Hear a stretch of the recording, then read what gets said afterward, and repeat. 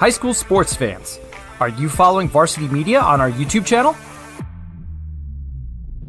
For the best coverage of New York high school sports, make sure you head to youtube.com/varsitymedia. 3 easy steps. First, hit that like button, and then be sure to subscribe. And finally, tap that yellow bell to be notified of all of our upcoming sportscasts.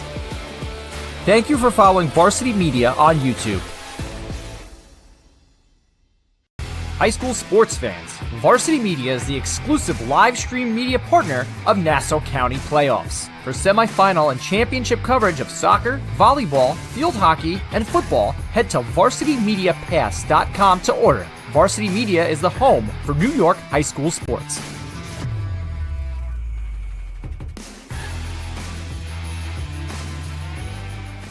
At Catholic Health, when we see our island, we see extraordinary life. The most extraordinary of which is you.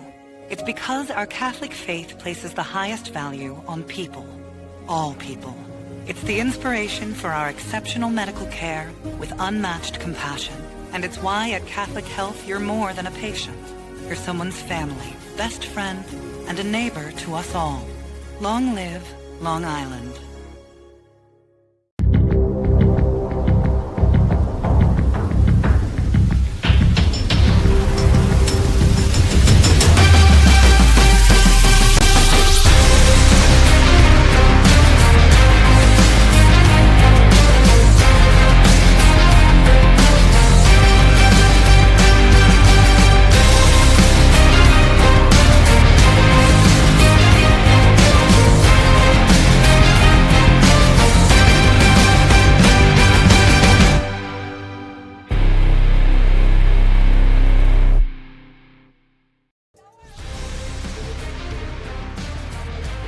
From Holy Trinity High School here in Hicksville, Long Island, the Varsity Media Sports Network presents this Long Island Catholic AAA showdown between the visiting Friars of St. Anthony's and the host Titans of Holy Trinity. Today's CHSFL contest is sponsored by Catholic Health as well as Speed Island. Well, a pleasant good afternoon. It's a windy one here in Hicksville. Dylan Butler alongside Pat Godfrey for what should be a fun matchup here in the penultimate week of the regular season. 2 teams looking to bounce back off of losses, and one team in St. Anthony's looking to kind of continue to establish themselves as the team in the AAA, and the other team in Holy Trinity trying to punch up to that and prove that in this first year back in the AAA that they belong. Yeah, Dylan, both teams here have championship pedigrees. Obviously, Holy Trinity, their first year up in the AAA division, but won the AA1 division last year. St. Anthony's, they're the reigning title holders. They're the big dog on Long Island. Holy Trinity, huge opportunity here for them to kind of knock off St. Anthony's and assert themselves within this AAA division. And to your point, these are 2 reigning champions, where Holy Trinity went back-to-back, winning the AA1 last year, and they moved up to the AAA, and of course St. Anthony's won the AAA a year ago. We mentioned both teams coming off losses. St. Anthony's, a rare home defeat to Monsignor Farrell, and if we thought there was a big 4 maybe in the AAA, I think you could add Farrell to the mix and make it a big 5. So the Friars looking to bounce back off of that one, but also is super important because seeding-wise and power points-wise, they've got a massive showdown for first place, really, or even to hold on to second right now in the AAA, which gets you potential home field advantage. And there you see the power points. Look at the difference here. Only 2 power points separating St. Anthony's and Iona. If, and this is a big if, and we're not going to make any projections, but if that top 4 stays as is, the Friars would be home to Iona, not going to Iona. So that's a huge one.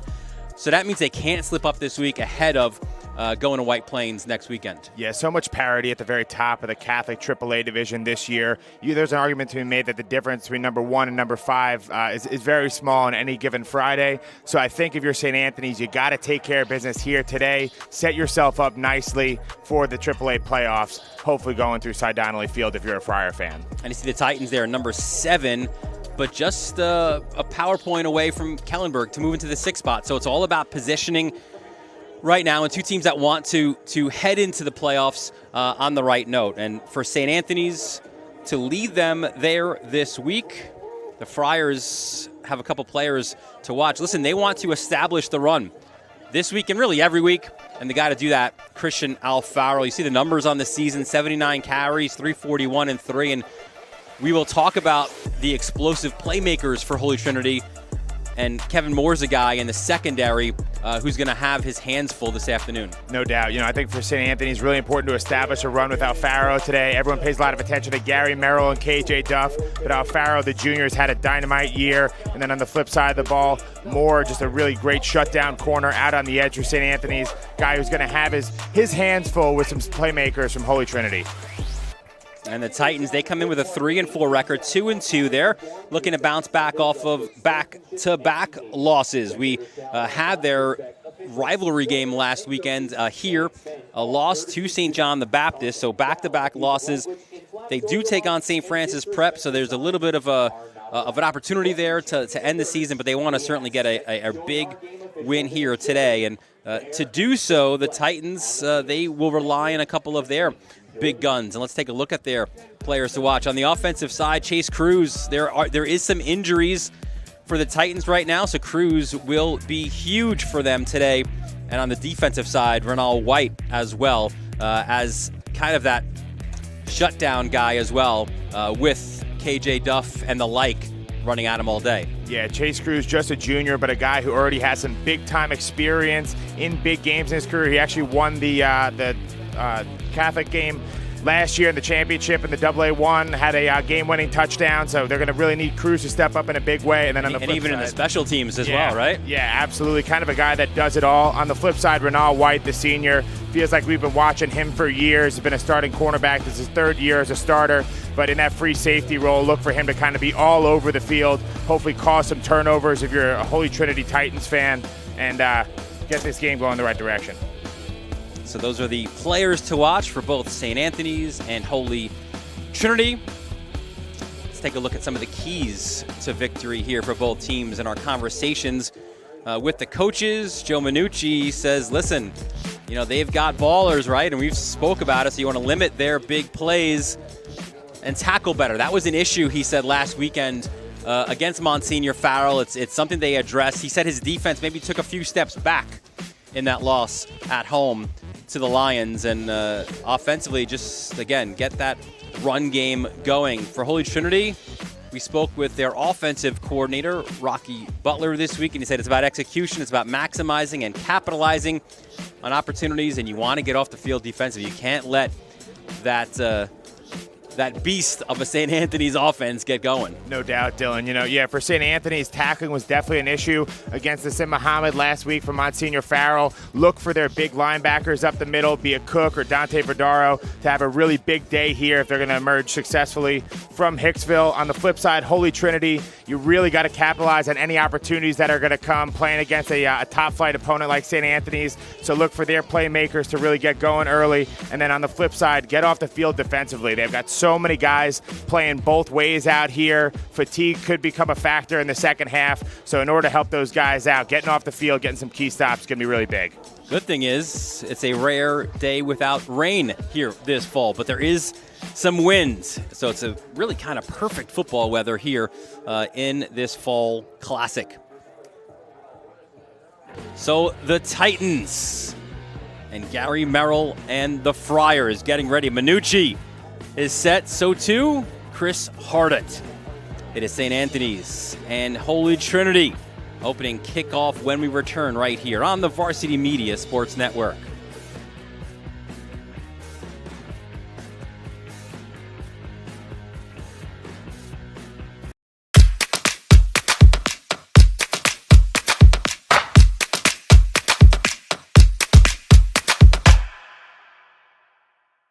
High school sports fans, Varsity Media is the exclusive live stream media partner of Nassau County Playoffs. For semifinal and championship coverage of soccer, volleyball, field hockey, and football, head to varsitymediapass.com to order. Varsity Media is the home for New York high school sports.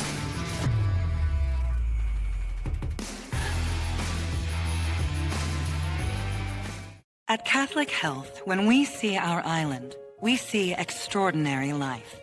The most extraordinary of which is you. It's because our Catholic faith places the highest value on people. All people. It's the inspiration for our exceptional medical care with unmatched compassion. And it's why at Catholic Health you're more than a patient. You're someone's family, best friend, and a neighbor to us all. Long live Long Island. Are you a local business looking for new and creative ways to promote your company? Varsity Media offers affordable rates that can get your message across to a demographic of 18 to 54 years of age. Our follower base across social media is over 50,000 strong, and our viewership numbers per game are in the thousands. Don't blow your advertising budget on old staples like TV and radio media. Reach out to Varsity Media to get the best bang for your buck.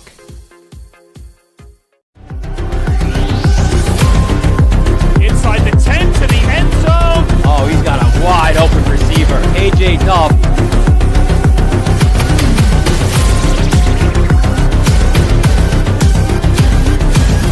Get out of the way! Dante Torres! End zone. Touchdown. 10-5 touchdown.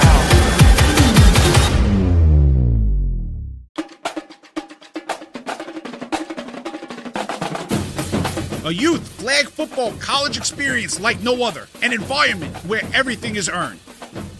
Register your boys and or girls team for the spring 2024 season today. Locations include Massapequa, St. Anthony's High School, East Meadow, and more to follow. 3rd and 10 Flag Football, powered by youthflagfootball.com. Tearing to my heart, need to paint a picture, praying that my faith won't let me down.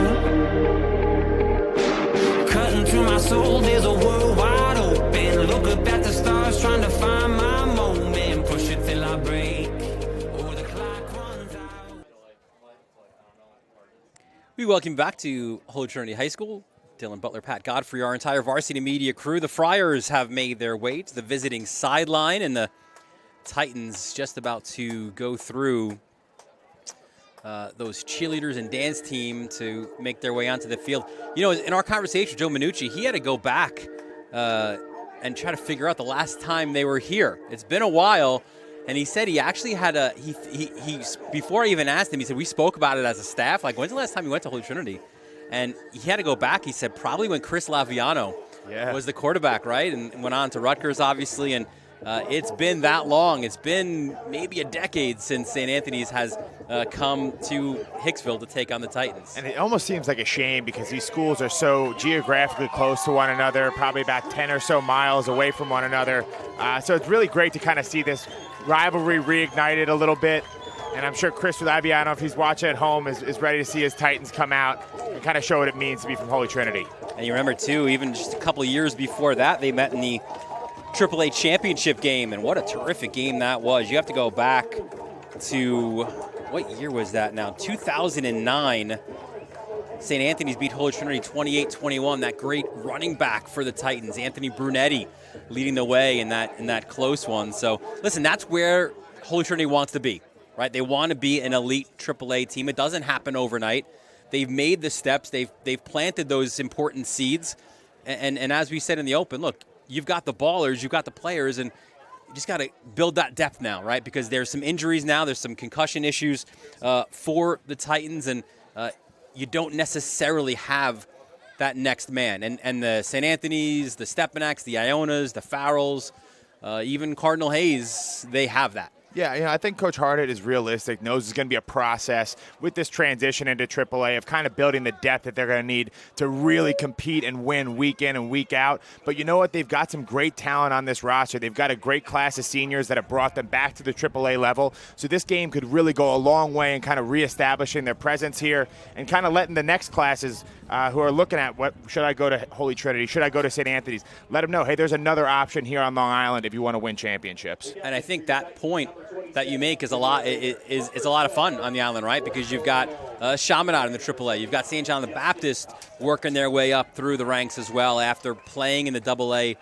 II championship, maybe being a team that we could see in the AA1 championship this year. Kellenberg always right there as well. And then you got St. Anthony's and Holy Trinity as well. So there are options if you choose to go the Catholic high school route and play your football here on the island.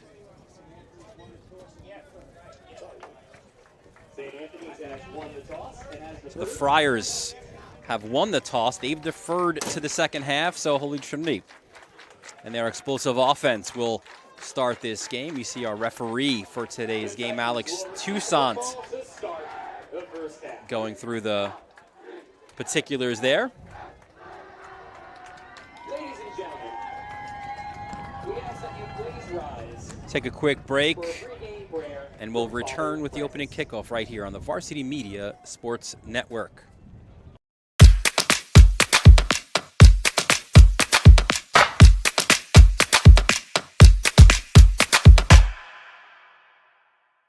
High school sports fans, Varsity Media is the exclusive live stream media partner of Nassau County Playoffs. For semifinal and championship coverage of soccer, volleyball, field hockey, and football, head to varsitymediapass.com to order. Varsity Media is the home for New York high school sports.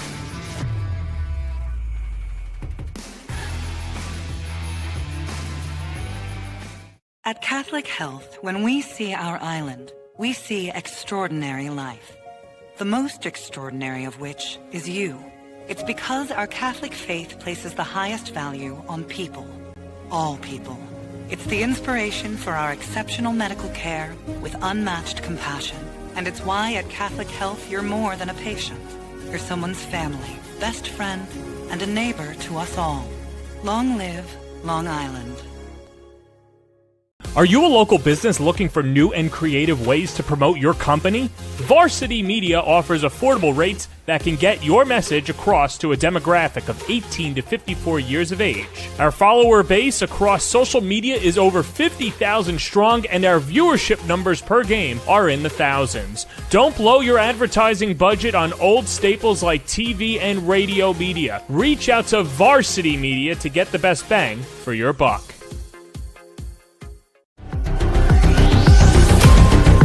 Inside the 10 to the end zone. Oh, he's got a wide open receiver. AJ Duff.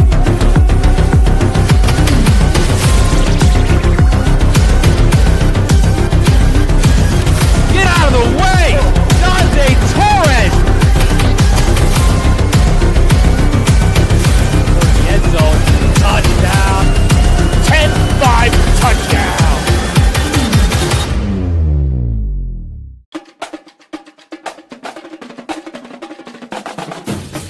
A youth flag football college experience like no other. An environment where everything is earned.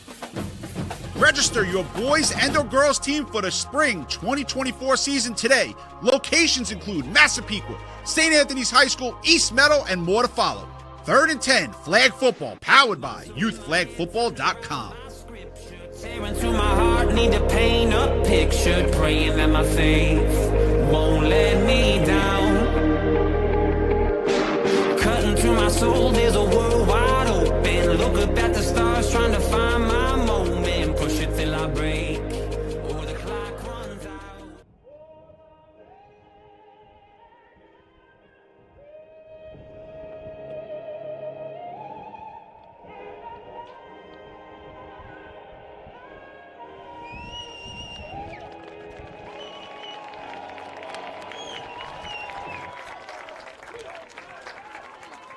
Welcome back to Holy Trinity High School. Dylan Butler alongside Pat Godfrey for this one between Holy Trinity and St. Anthony's. Anthem and prayer have been done, and we're getting set here for the opening kickoff. St. Anthony's, a team looking to rebound, as we mentioned, from that loss to Monsignor Farrell, 27-21.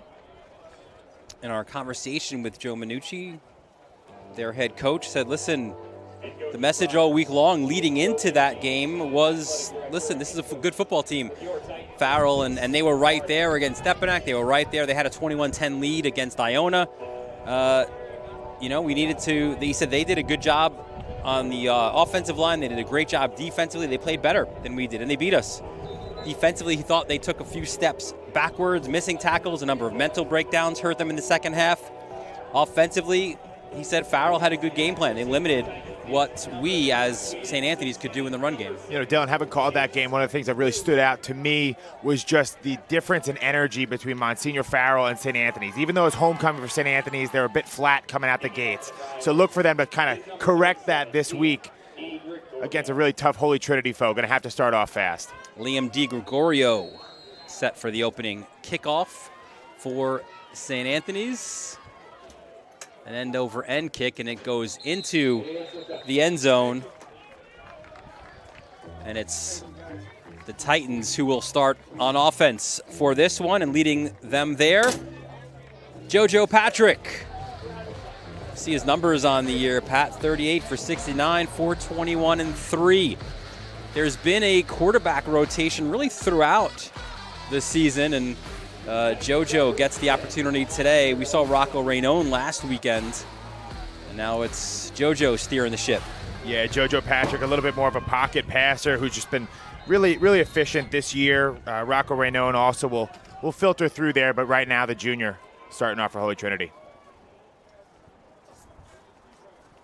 Patrick back to pass, has good protection, has a deep shot looking for Reeder, and in and out of his hands. Good coverage there by Sam Cook. Let's meet the starters offensively for Holy Trinity. Joining Patrick, you've got Reeder, Simpson, Oliphant, and Cruz at your receivers. Harivo, Bergen, Hogan, Costa, and Benjamin as well up front.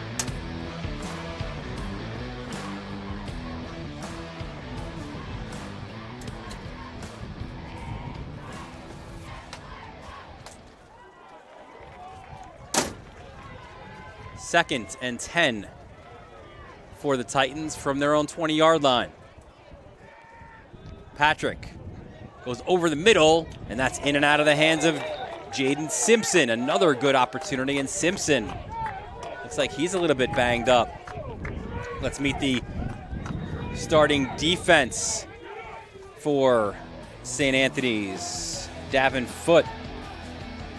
Aiden Lynch is filling in for Preston Carey, actually. Dixon Charzuk and Cam Urso. Carey injured currently. The linebackers are Thompson, Cook, Vadaro. Your corners are Bolello and Moore, and it's Ott and Valerio at the safety positions. Back-to-back plays, Brennan Ott and Johnny Valerio, the two safeties for St. Anthony, stepping up and making some really nice plays. But, you know, one thing to keep an eye on all day is, you know, that absence of Preston Carey, who's usually such a force on the inside for St. Anthony's. Already we're kind of seeing it. Holy Trinity having some success, giving a clean pocket for JoJo Patrick. So good storyline to kind of watch as this game goes on. So Simpson up on his feet, which is good news. And this is a Holy Trinity team that's just ravaged by injuries. Even just last week in that hard-fought loss to St. John the Baptist, you lost Jaden Locke and Cam Roy, both with concussions. So they just add to the wounded warriors, if you will, for these Titans. You know, heart goes out to those guys because, you know, it's just a tough situation. Not a ton of depth on this Holy Trinity team, and facing some injuries right here at this point in the year. 3rd and 10. Fake handoff. Patrick pulled down from behind. Looked like Cam Urso off the edge, a guy who's really going to have to step up today in the absence of Preston Carey. The junior has really had a great season so far, and he's a guy you can tell right here just off the edge. Smart player, sits there, waits for the RPO, and then JoJo Patrick has no shot.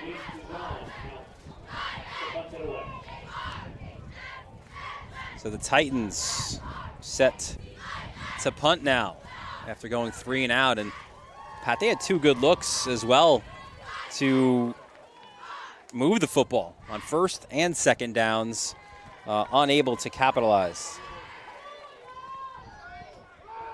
An end-over-end punt. It will take a St. Anthony's bounce inside the Holy Trinity 40.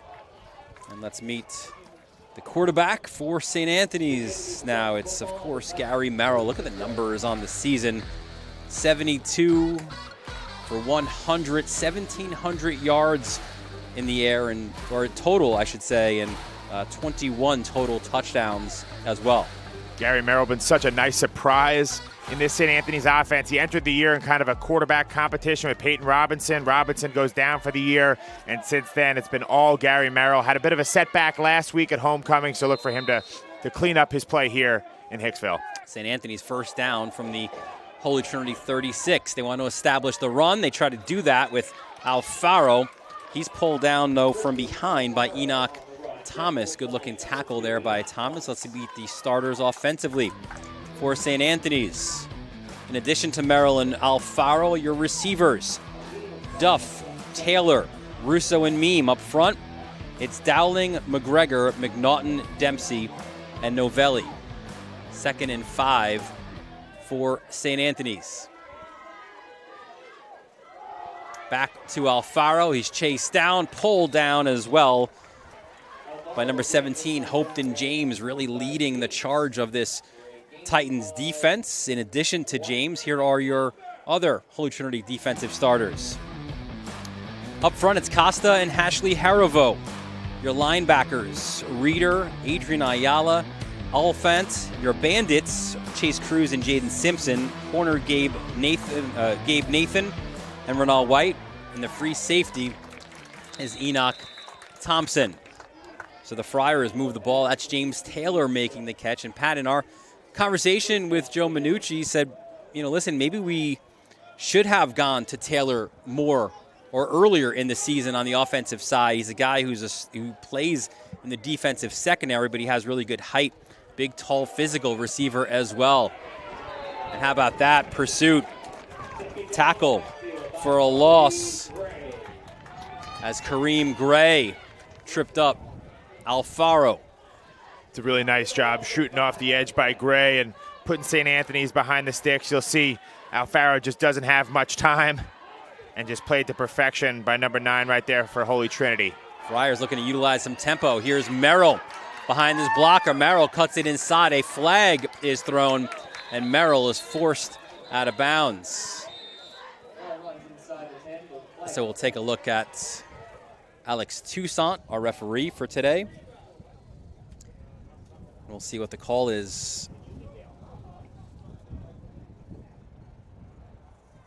Nonetheless, nice sign for St. Anthony's early on, getting Gary Merrill going on the ground. All right, let's see.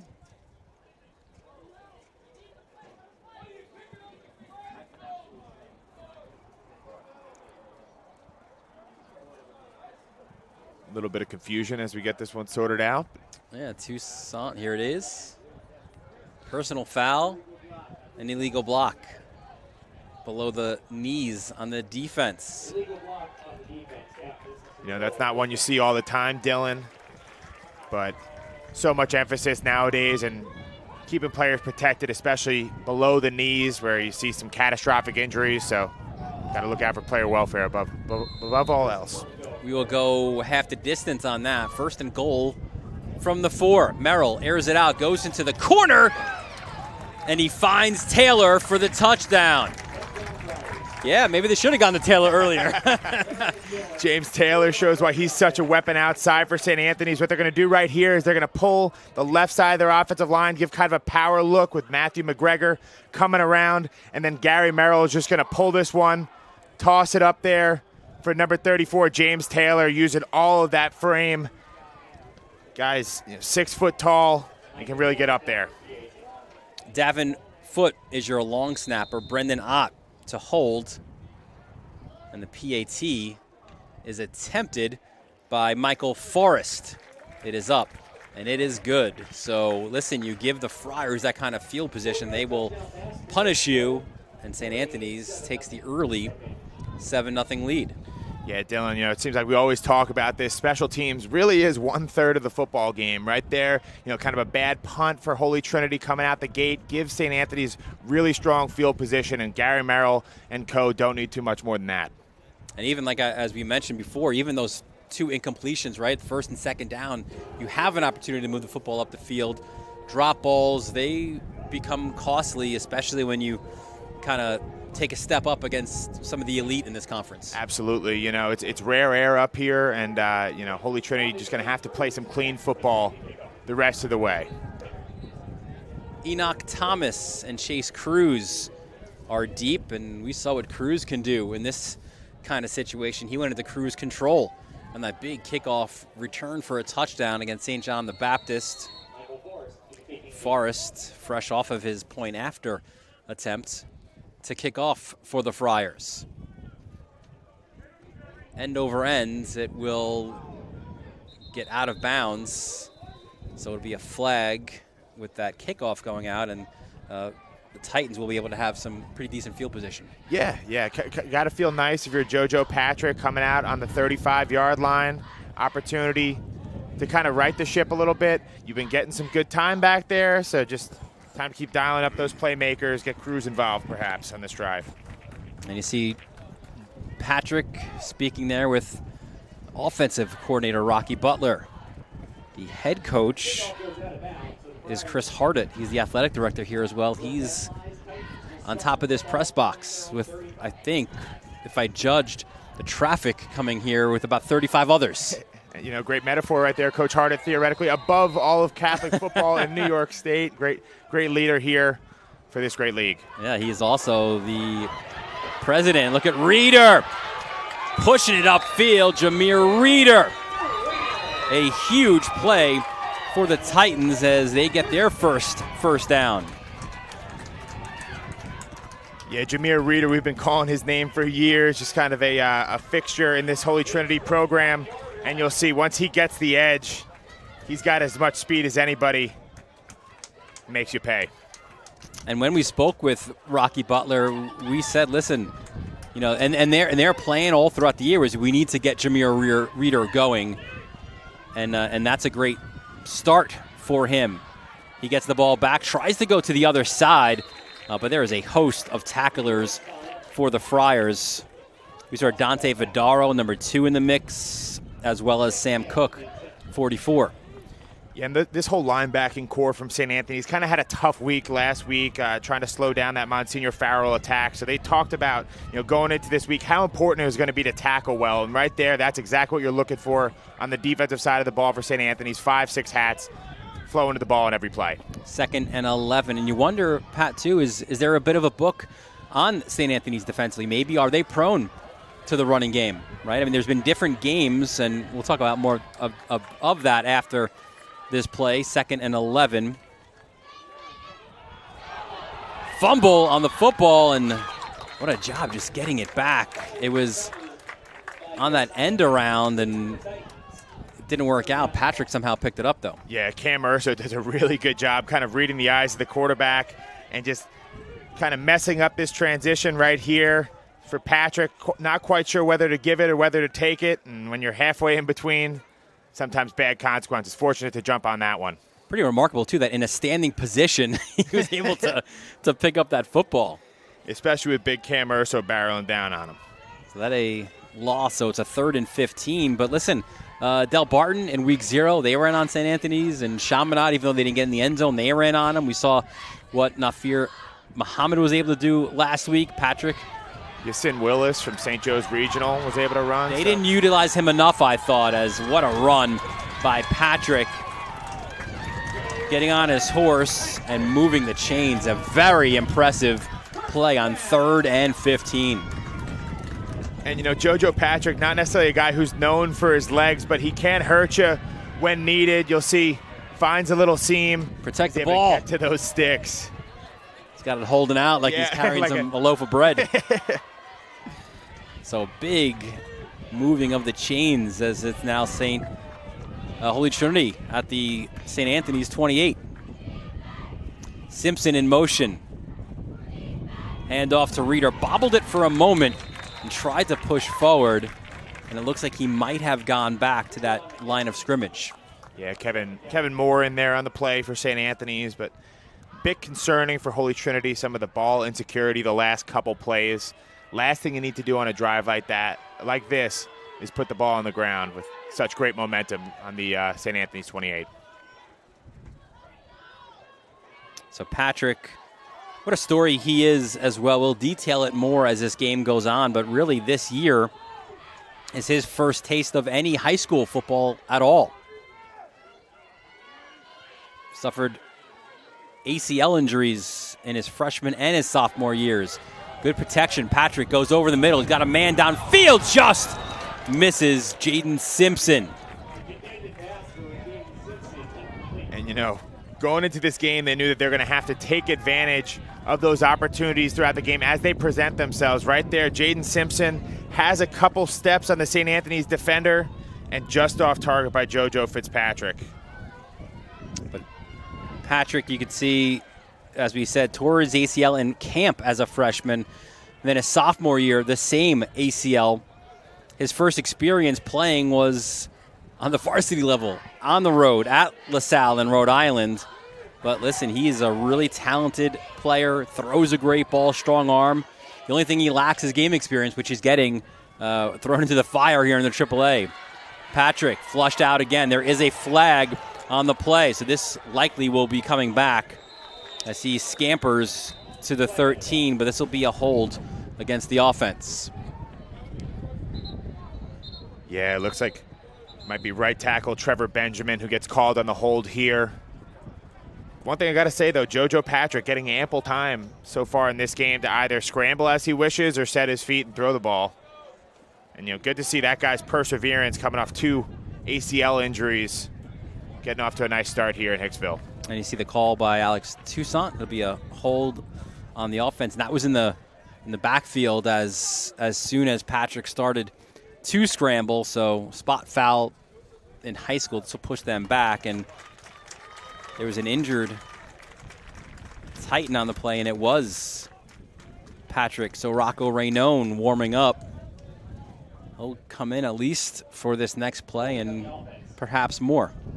Yeah, you know, you hope JoJo Patrick, given his history, is able to kind of shake this one off. But one nice luxury for this coaching staff is having Rocco Raynone coming off the bench, a guy with title game experience here at Holy Trinity, a ton of starts under his belt, has been a little bit erratic throwing the ball so far this year, but nonetheless a guy who can really trust out there in that number 2 quarterback slot. 100%, and he's got what Patrick doesn't have, which is those game experiences and the big game experiences as well, so you know that he won't be rattled by this situation. He comes in, though, facing a 3rd and 20 from the St. Anthony's 38-yard line. Suboptimal situation. The last thing you want is St. Anthony's pinning their ears back and coming after your quarterback, especially Raynone, a little bit rusty. And he's got an empty backfield. You've got twin receivers on both the bottom and the top of your screens. Raynone, look out. Splits a couple of defenders, somehow still on his feet, and just dumps it off. Wow, he found Simpson. And Simpson dives towards that original line of scrimmage. But how about that? And that's where probably some of that experience comes in, because the whole time you're thinking, get rid of it. Just eat it. Hey, you see he keeps his eyes downfield, doesn't panic, is able to pull away from Where Sam did Simpson Cook. come in? Oh, here he is right there. And then all of a sudden keeps his eyes downfield again, about to be brought down, and just gets creative. Even though they fall short of the line to gain for the first down, still a really nice play by Rocco Raynone. And looks like that puts them in position to go for it on this 4th down. Yeah, a little bit too far out for a Jace DeJean field goal. DeJean is 2 for 2. His long, though, 37 on the year. So here we go, 4th and 10 from the Friars' 28-yard line. Empty backfield again. Raynone scrambles out of pressure. He's got a great block upfield, and it gets out of bounds. A huge block by Kareem Gray, number 9, allows the Titans there to move the chains. Yeah, this is something that people don't always account for, wide receiver blocking, but you'll see as Rocco Raynone is getting downfield, working towards that 1st down marker, picks up a great block from number 9, Kareem Gray, and that moves the sticks right there. What a nice injection of energy for this Holy Trinity offense. Yeah, Gray, the junior slot receiver, 5'10", 170. So the Titans in the red zone now. Reeder back in as the feature back. He'll get the football, tries to cut it inside, and I think he'll get back to that line of scrimmage, but just barely. There were 4 or 5 different tacklers, Pat, who were really all over Jameer Reeder. Yeah, it looked like Julian Kasha was in there early, but, a whole host of defenders gang tackling from St. Anthony's. Got to note, though, there's been a really nice drive for Holy Trinity to kind of respond to that opening touchdown from St. Anthony's. Dominating the clock, and I'm sure Gary Merrill and company are getting a little bit cold over there on the Friar sideline. So it's actually a loss of 1, 2nd and 11 from the 16. Empty backfield again, trips left for the Titans. Reeder motions over to the left side. Raynone goes his way, chased by some Friars and scampers out inside the 10. Yeah, this is just a full zone to the left right here for Holy Trinity. Number 94, Dixon Charzuk, is going to break free, but just doesn't have the speed to track down Rocco Raynone on the edge. It sets up about a 3rd and 9 scenario. Got to score here if you're Holy Trinity. 6-yard gain on that play, so we'll go 3rd and 5 from the 10.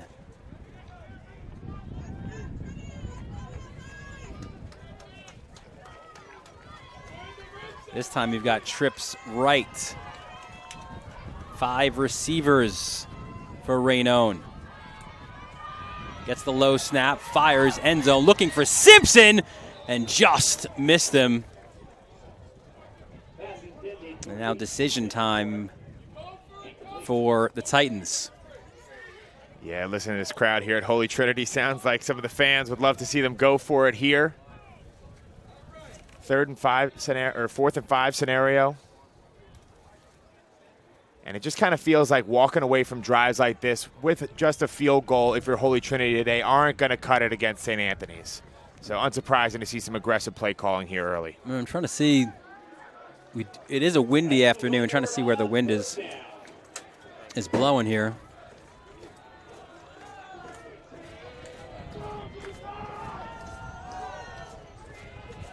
So the Titans, they can still get a first down. A 4th and 5 from the 10. Got to feel like Raynone's legs are a big factor in this play. Back to pass, fires one towards the end zone, incomplete. And a turnover on downs for the Titans. That was our player to watch, Kevin Moore, in coverage right there for St. Anthony's. And a huge play. Raynone's delivery just a little bit behind his receiver.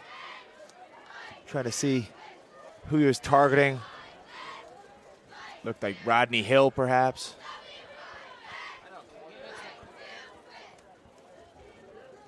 But that's a huge stop for that St. Anthony's D. As tough as it is to be on defense, or what was that, 12, 13 plays in a row, equally as rewarding to be able to get off the field and hold them to 0.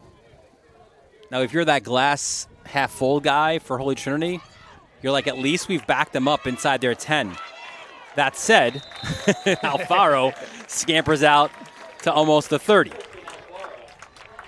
You know, when Christian Alfaro really gets going on the ground, the St. Anthony's offensive attack is just so hard to stop. Alfaro, only about 5'8", 160 or so pounds, but really runs with some physicality. And he has that combination, right? The physicality, as you mentioned, but also slippery, hard to take down. He'll go the opposite sideline, has a great upfield block, a first down and a lot more, pushing himself toward midfield. There is a flag, though, on the play. Looked like to me like they got number 1, KJ Duff, out at wide receiver at the holding penalty. We'll get the official word from Alex Toussaint, part of a really good veteran crew here this afternoon. One note is it seemed like last week at homecoming for St. Anthony's, every time that they'd struggle, it would be because of these self-inflicted penalties where they get behind the chains early on. So I'm sure something that Joe Minucci is looking to target and eliminate here in Hicksville. And it's weird because there's so many different penalties, right? But it always feels like holding is the one that just derails things, right? Yeah, spotted the foul penalty, 10 yards back, and Well, more even, right? So Derail this is it, a 1st and 13 back from the Friars 26. So you were almost at the 30, but here's a quick out, and look at Braden Meme getting on his horse. Meme, touchdown, St. Anthony's.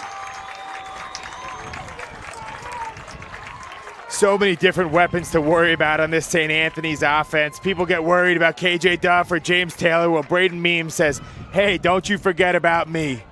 Number 13 is going to hit a nice slant route right here up the seam, makes a man miss, and as soon as he gets that opening, forget about it, has that top-end speed to finish the thing off, and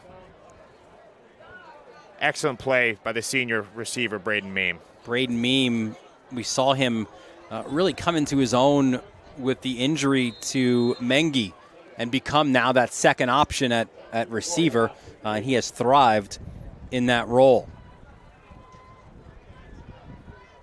PAT is up, and it is good. That was DiGregorio to do so. And you know what, Pat? There's a lot of ballers out here, a lot of speed, but we're going to call it already. That's our Speed Island Speedy play of the game. Listen, when you go 70-plus yards downfield, you deserve that honor.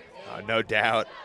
I mean, we've seen some top-end speed all year long from this St. Anthony's team. This time, Braden Meme shows, hey, don't you forget about me. I'm a dog in my own right.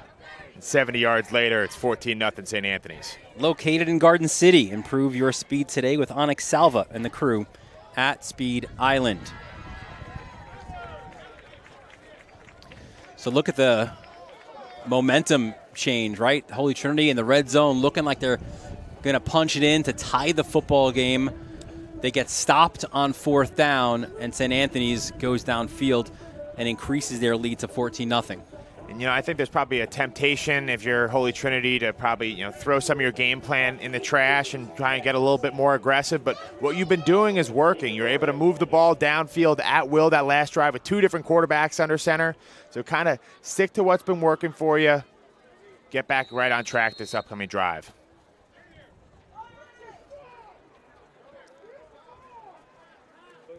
DiGregorio. This one will be returnable. Oh, maybe not. Bounced over the head of Enoch Thomas for the touchback. So let's see who's leading the charge out quarterback-wise.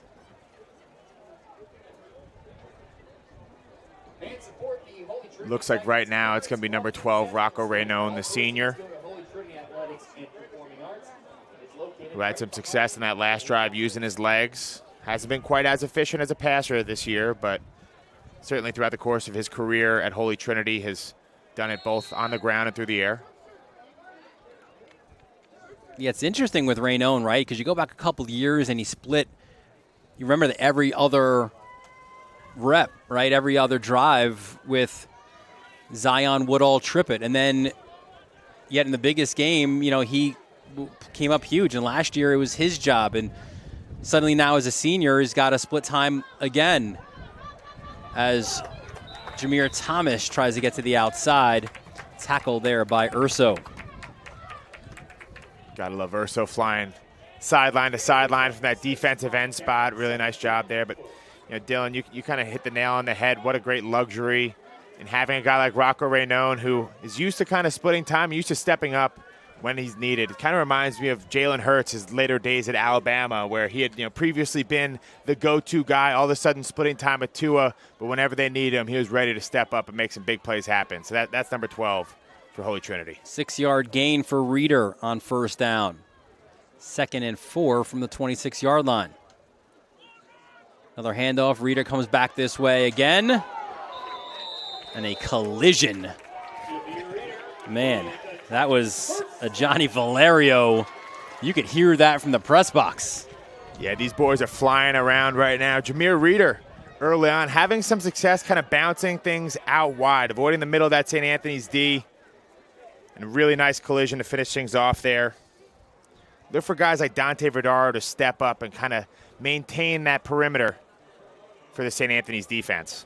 That's another difference between these two programs. Reeder, the featured back, he's also your middle linebacker. Yeah. Right? Like, Johnny Valerio, who just made the tackle, that's what he does. Yes. Like, he's not featured on the offense. There are a few guys who will go both ways for St. Anthony's, but not nearly as many as Reeder pulled backwards and down.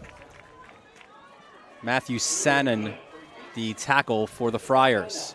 Yeah, Matthew Sannon, one of those guys who's stepping up in the place of the injured press and carry. Really nice play there, kind of flying to the sideline and laying the wood. And kind of that's something that the St. Anthony's program really prides themselves on, is that competitive depth, really kind of showing through on the defensive line right now.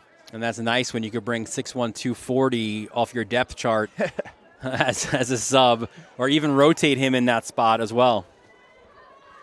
So only a gain of 1 there. 2nd and 9 from the 36. Ooh, bobbling it was Raynone. Gets it off, though, and you felt as soon as he bobbled it, then he was all discombobulated there, and an incomplete pass to Chase Cruz. Yeah, after the bobble, doesn't really set his feet there. You know, he's got plenty of time, no pressure in his face, but ball just kind of gets away from him. Got to be frustrating as they look to get Chase Cruz involved a little bit more in this game, a guy who has that big playability when he gets the ball in space. And remember, also in the biggest games, Cruz coming up big, the winning touchdown against Moore Catholic last year in the AA1 championship game. 3rd and 9. That was Enoch Thomas in motion. Dump to Thomas. Thomas turns it upfield, and he's pulled down at midfield by Sam Cook, but good enough for a first down. A really big play for the Titans, as now it is Thomas who is down and injured. Dylan, I love this play call right here from OC Rocky Butler. You know, St. Anthony's a lot of inexperience on their defensive line today, so run that screen on 3rd and 9. St. Anthony's kind of gets upfield too much, and Jameer Reeder just kind of waiting behind them to take advantage and move the chains. You see the tackle there. Reeder was feeling for his lower part of his leg, it looked like. So we certainly hope, again, it's a Titans team that has been ravaged by injuries. Can ill afford one here to a guy who's so instrumental on both sides of the ball. Yeah, you know, you talk about this opening quarter, already had JoJo Patrick go down. Now you're talking about a potential Jameer Reeder injury. That's got to really hurt for Holy Trinity, who is already lacking a little bit of depth with some of the injuries that they've had the past few weeks. So, tough for them. We mentioned Holy Trinity in last year's championship game. As Reeder is up, you can catch this year's New York Catholic High School Football League championship games right here on the Varsity Media Sports Network. We'll stream all of those championship games this fall. What a fun day that's been these last couple of years, right, Pat, for us? And it's a long day. It's a lot of work, but it is awesome to cover all 3 levels, the AA2, the AA1, and, of course, the big boy AAA division as well. Yeah, of course, 12/25 is always, you know, Christmas as a Catholic, but feels like Christmas comes a little bit early every year when you're a Varsity Media high school football fan. Hard day and it's to the beat. perfect time, too. It's right before Thanksgiving, right? So it is awesome. So 1st and 10 from the 50 for the Titans. Raynone surveys the field, and he gets on his horse, trying to angle himself toward that first down marker, pushed out just shy of it, though, by Dante Vidaro. I've really been impressed by, Trevor Benjamin out on the right side of this offensive line for Holy Trinity, just giving Rocco Raynone a ton of time, and everybody kind of sees the scramble, but a lot of times those scrambling opportunities open up because your offensive line is giving you 4, 5, 6 seconds of protection. So they'll say that he was forced out at the 42-yard line, which will bring up a 2nd and a long 2 as we have a minute 14 remaining here in this first quarter.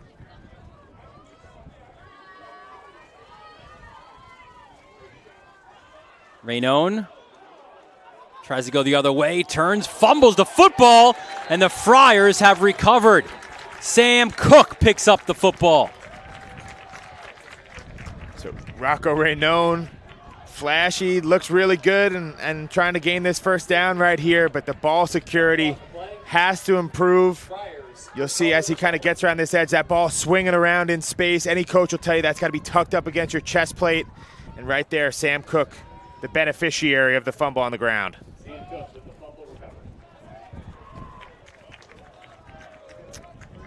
So the Friars take over on their own 35-yard line and really looking to put some pressure now on Holy Trinity. It's Gary Merrill leaping forward. A flag was called right at that point of the leap. And looked like we might have had another illegal below-the-knees block here. I think it was on KJ Duff. Yeah, right? KJ Duff, 6'5" out there, such a big weapon for St. Anthony's, so understandable to want to kind of go low, trying to get around that guy who's also a great blocker in space, but can't do it. And great call by you. It was. Actually, this one on the Titans. Yeah, and you'll see right there, just below the knees of KJ Duff. Not just a dangerous play, unfortunately. Understand why the ref has to pull the flag out of his pocket there. And a timeout by Holy Trinity inside this final minute of the first quarter. I want to remind folks, bit of a delayed doubleheader, if you will, which is good for our own Chris Sweeney because he'll also make the trip to Mitchell Athletic Complex. It's the Battle of the Boulevard. Holy Cross and St. Francis Prep. A different boulevard, though, not Francis Lewis Boulevard in Queens. They'll be on Charles Lindbergh Boulevard. 5 o'clock kickoff for that one. And that's one of those crossover games as well. Listen, two rival schools. They're separated, I think it's 2.3 miles of Francis Lewis Boulevard. Two storied football programs. Should be a fun one here this afternoon. Yeah, you know, when you talk about historic high school football rivalries, it doesn't really get much better than the New York Catholic High School Football League. And, you know, right there, the Battle of the Boulevard, two programs right there in Queens. A lot of bad blood. Should be a lot of fun. Not that we condone such actions, but there was a time back in like the late 80s, early 90s. There was no one involved, no injuries involved, but we'll just say there was a burnt bus. Yeah. We'll leave it at that. Hearing Dylan call St. Francis Prep is like listening to Herbie call Ohio State, you know. I'm not saying who did what to who, but bad blood nonetheless, yeah. And listen, it's fun, too. There's one New York City bus line, the Q76, goes right along Francis Lewis Boulevard. So depending on where you pick it up, either you're getting on with a whole bunch of Holy Cross guys by yourself, or you've got your boys all around you. Here's Merrill. He's got his boys out in front of him. Leapfrogs one defender, stiff arms another, and he gets down inside the 20-yard line. You get to see a little bit of everything Gary Merrill can do on this play. He's got some shake and bake. He can make you miss, but he can also finish with physicality. You'll see right here on the RPO, really great call by him. A little bit of wiggle through the tackles, and then finishes with a nice, strong, stiff arm on number 10 from Holy Trinity, Adrian Ayala. He just mushed him. 1st and 10 from the 20-yard line. Merrill fakes the handoff, has a receiver, and that's a reception for number 81. Anthony Kenner looks like the junior. And, you know, really whenever St. Anthony's is clicking offensively, it's because they're getting multiple guys kind of involved in the game plan. So, you know, you've seen already Kenner get involved. You've seen James Taylor. You've seen Braden Meem all do big things. Not much from KJ Duff early on, but nonetheless, really seamless attack from St. Anthony's. And there's the freshman cutting it to the outside, getting into the end zone, Xavier Bala. The 11-yard touchdown run extends the Friars' lead. And what a play right here by left tackle, big number 75, Billy Dowling. You're going to see him pulling around from the left edge and just kind of looking for work. Initially doesn't find anybody, but all of a sudden kind of turns back, finishes off with a pancake, and Xavier Bala does the rest, putting St. Anthony's ahead by 20. And trying to make it 21 now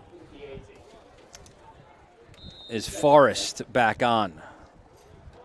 Foot the snapper, Ott, the holder. Got to give a shout out to Davin Foote taking on those long snapping responsibilities. Never easy.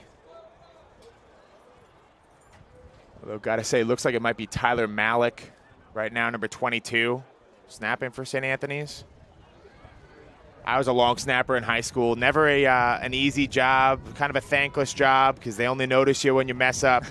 But nonetheless, super important on these special teams plays. Same kind of with the center, right? The center has so many different responsibilities, right? You've got to call things out. You're their captain of the line. But if you have one bad snap. Yeah.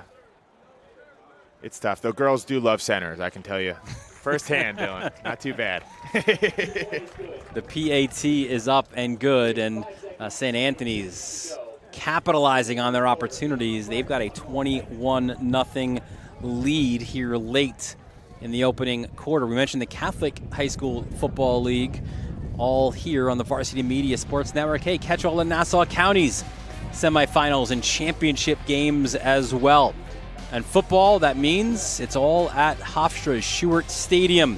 We will be camping out there for at least 2 weekends with the semifinals and the finals and conferences 1, 2, 3, and 4. If you want to order on varsitymediapass.com. And I'll tell you, if yesterday's game that we had on the Varsity Media Sports Network is any indication, or really a few of the games we had for you, it is going to be wild in Nassau County. You go back to Friday night, right? Plain Edge, Southside goes down to the wire, and a big win there for Plain Edge. And then on Saturday afternoon, an overtime game between Farmingdale and Massapequa, the 56th all-time game.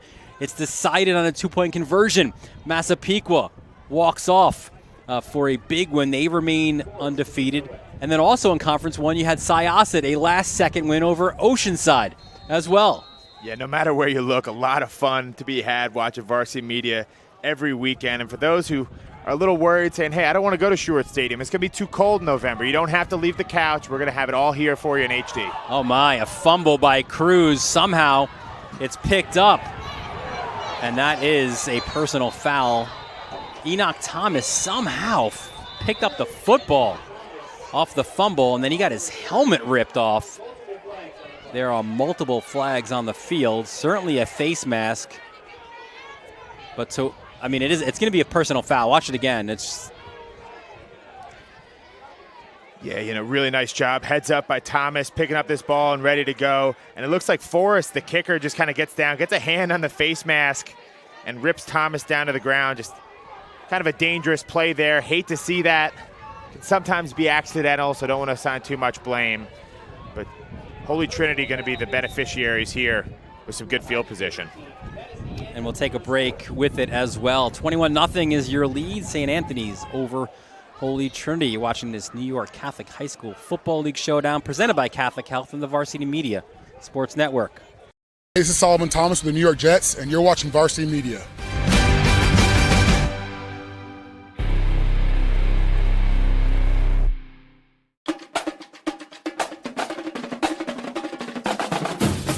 A youth flag football college experience like no other. An environment where everything is earned. Register your boys and or girls team for the spring 2024 season today. Locations include Massapequa, St. Anthony's High School, East Meadow, and more to follow. 3rd and 10 flag football powered by youthflagfootball.com. Tearing to my heart, need to paint a picture, praying that my faith won't let me down. Cutting through my soul, there's a world wide open. Look up at the stars, trying to find my moment. Push it till I break, or the clock runs out.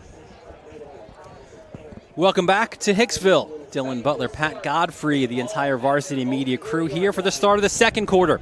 And it is all right now St. Anthony's capitalizing on their opportunities, capitalizing off of turnovers, and they've got a 21-0 lead. And listen, it is still a lot of football to be played, but it's feeling like it's a super important drive now for Holy Trinity. Especially considering the fact that they, got the face mask penalty on that opening kickoff. So, they're on the 40-yard line. Good opportunity to march down. Reeder tries to cut it inside.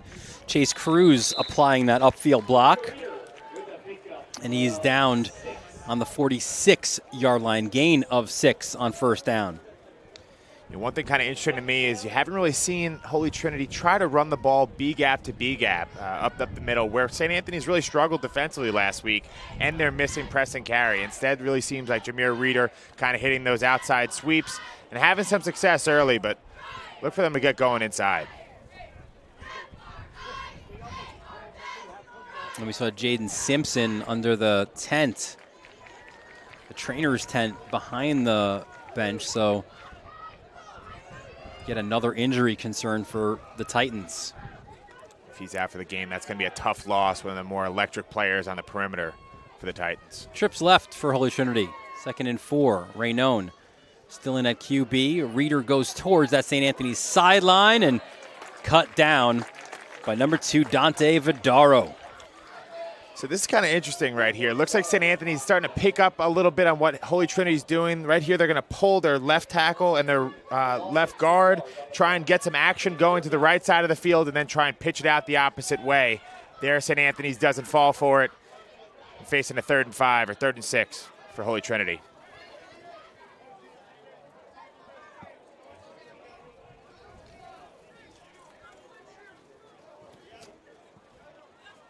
So trips right for the Titans. 3rd and 6. They need to get to midfield to move the chains. From Holy Trinity, I like a full zone to the right, get Rocco Raynone in space, and see if he can connect downfield. Raynone pressured by Vidaro. Bobbling ball. I think Vidaro got his arm on Rocco's throwing arm, which affected that pass, which was incomplete. Yeah, Gabriel Nathan does a really good job here, just kind of switching to defensive back for Holy Trinity. The tail end of this play, batting it out of Ott's arms. Unfortunate that that's not an interception for the Titans. So Jace DeJean to punt. And Meme is deep for the Friars. We've already seen a little bit of Braden Meme's speed here today.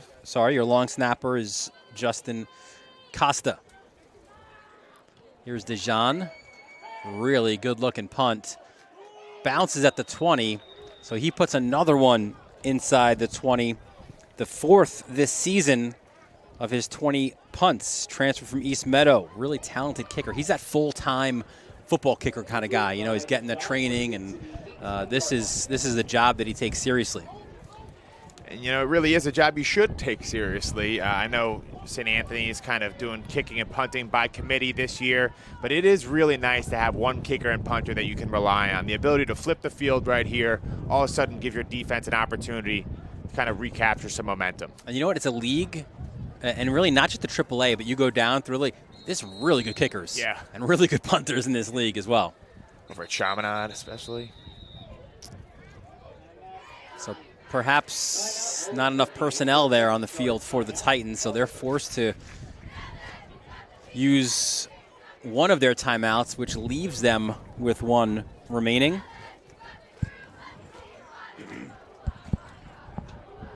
And yeah, you really hate to use a timeout in that kind of scenario. Change of possession where you just had the chance to kind of coordinate with your D. I'm sure some frustration on the Holy Trinity sideline right there. Renell White is your defensive coordinator, and of course, an unenviable situation for everyone really here, where you had a change in coaches on really the eve of the season opener.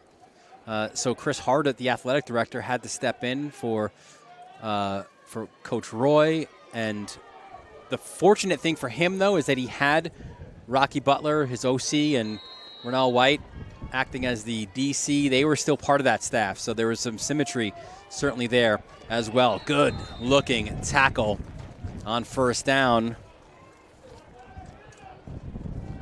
Looks like right there, number 52, Trevor Benjamin. Yeah. Who, I've been kind of calling out his name on the offensive side of the ball, doing a really good job at right tackle.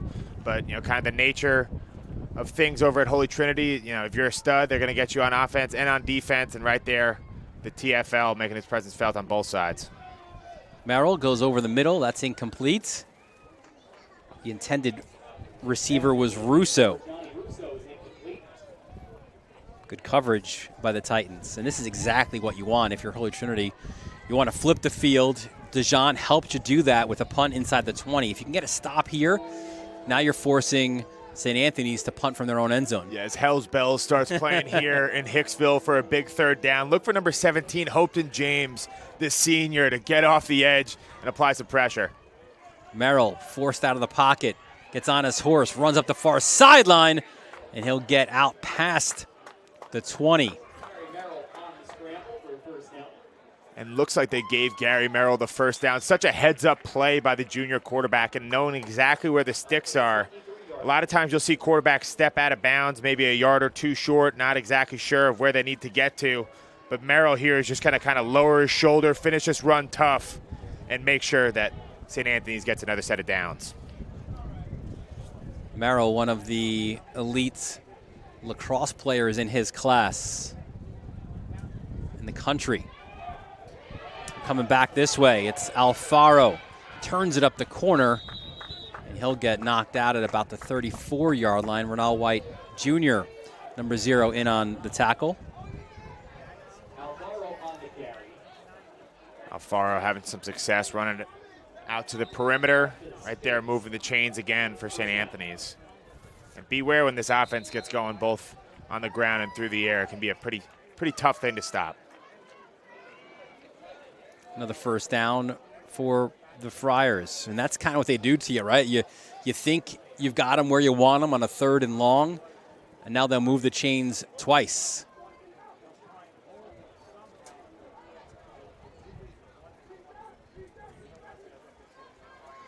So 1st and 10 from the 33-yard line. Inside handoff. And pushing forward was Alfaro. Alfaro, guy, 79 carries, 341, and 3 touchdowns coming into this one. 5'8", 160. Just a junior. Nice job in the middle there by Adrian Ayala from Holy Trinity getting the stop. Holy Trinity doesn't have a ton of size, 190, 155, 160 from the 3 linebacker spots, but those guys definitely play a lot bigger than the stat sheet would indicate. 2nd and 7. Here's Merrill. Nowhere to go. Forced backwards. Kareem Gray again with the tackle.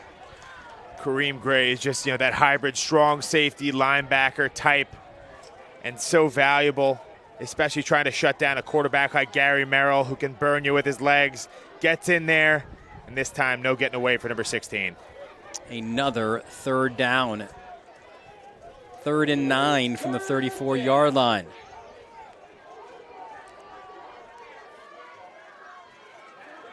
Merrill rolls right, looks for a receiver, and he finds one of the best in the state in KJ Duff.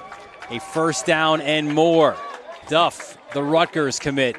And Dylan, can you tell how bad KJ wants the ball right there? It takes about 5 Titans to bring down number 1. Really nice job out here by number 62, CJ Novelli, giving a nice pocket for Gary Merrill to step up into and delivers a strike to number 1, KJ Duff. He wanted that catch as much as you want one of those sausage and pepper heroes that you smell from the snack stand, buddy. Yeah, I'm already trying to figure out my strategy for halftime. Uber Eats, maybe they deliver up here. 1st and 10 from the 38-yard line. First reception for Duff. Back to Alfaro. He trips. And there'll be a loss, it looks like, of about 2 yards. One thing that kind of stood out to me on that previous play is just number 36, Tyler Addison, the linebacker, sophomore for Holy Trinity, flying up on the blitz and kind of disrupting things. It looked like Alfaro tripped, but he had some pressure in his face from that perfectly timed blitz. 2nd and 12 for St. Anthony's, and the hard count gets Holy Trinity to jump. I think Joe Minucci saw what I just saw, which is the fact that, Holy Trinity was teeing off on that snap count, timing things up perfectly. Right there, good way to get them back on their heels is just a little hard count. And that's 5 forward.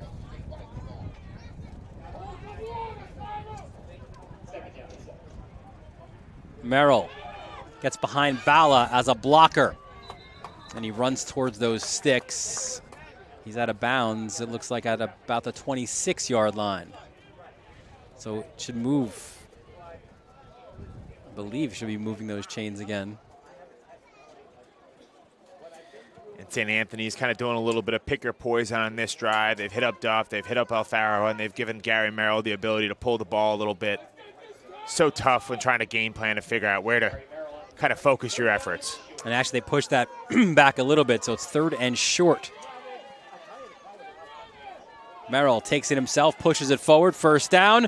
Still on his feet, Gary Merrill is down inside the 15-yard line. Good hard running by the 6'1", 170-pound junior.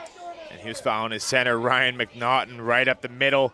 You'll see number 54 kind of get to the second level and have a really key block right there, finishing. He's a scrappy guy, and I just got to love that as a former offensive lineman, seeing a guy fight through the whistle. Bala kicks it to the outside, has blockers, and maybe a little bit too much hands there. Bala goes towards the end zone, but there was a flag when he turned it back up, so this should be an offensive holding penalty against the Friars. I'm sure that one's going to be frustrating for Coach Joe Minucci on the sideline. Offense really moving like a well-oiled machine right now. The last thing you want is a holding penalty to get behind the sticks. Oh, it's actually a personal foul. Was that an offensive face masking penalty? Perhaps. Might have been an illegal hands to the face. Well, it was a personal foul, so this will move the Friars back 15 yards. That's tough. No offensive coordinator has a play for 1st and 25 in the playbook, so all you can do is hope to win back a little bit of what you just lost right now if you're the St. Anthony's Friars. Well, you could dial it up to Duff. That always helps. When in doubt. When in doubt.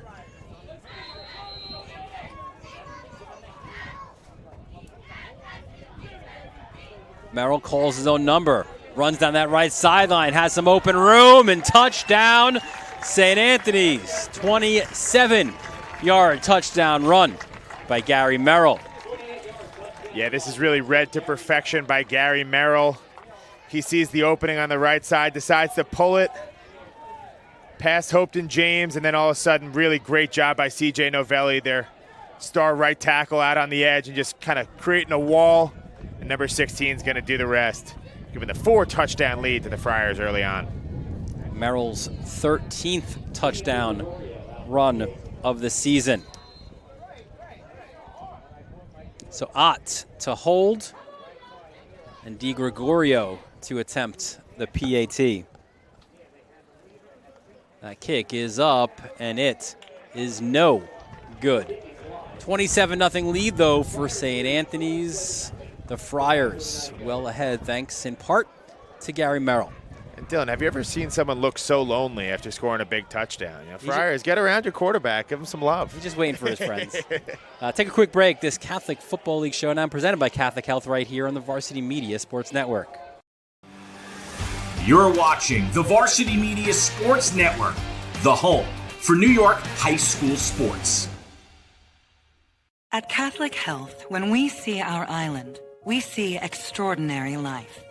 The most extraordinary of which is you. It's because our Catholic faith places the highest value on people. All people. It's the inspiration for our exceptional medical care with unmatched compassion. And it's why at Catholic Health you're more than a patient. You're someone's family, best friend, and a neighbor to us all. Long live Long Island. Welcome back to Holy Trinity here in Hicksville, Long Island. Dylan Butler, Pat Godfrey, the entire Varsity Media crew. A beautiful Sunday afternoon for some football, and certainly the Friars have enjoyed their first half with a 27-0 lead.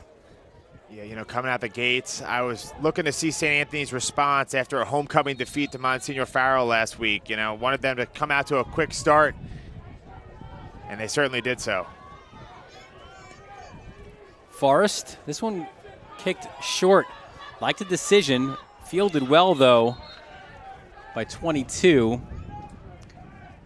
Roman Santodanto. Reminder, folks, here at halftime, our Jared Veluzzi interview Jaden Locke, one of the injured Titans. We'll have a Salisbury Tavern food review. Don't get too excited. It's not in our booth. It's already taped. Our top 10, as well as first half highlights, stats, and more. I know you loved your Salisbury Tavern last year at the championship game. That's not too nice, you know. We can still go there The after. second I hear Salisbury Tavern, it's kind of hard to focus on football thereafter. You got to have that next play mentality. So the Titans starting this next drive from their own 31-yard line. And that's where they'll have a second down play as well. No gain. As another big tackle by Sannon. Yeah, been really impressed by Matt Sannon, the 6'1" junior who's filling in for Preston Carey, just really making his presence felt. And not often that you can kind of look to the depth on your team and get playmakers out of it. It just kind of goes to show what the St. Anthony's program is built on.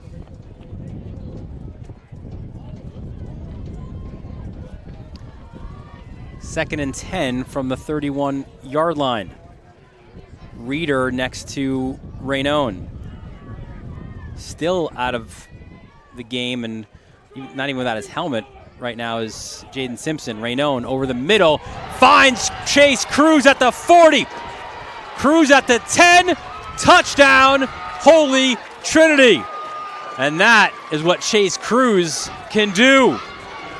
The exact injection of life that you were looking for as a Holy Trinity Titans fan.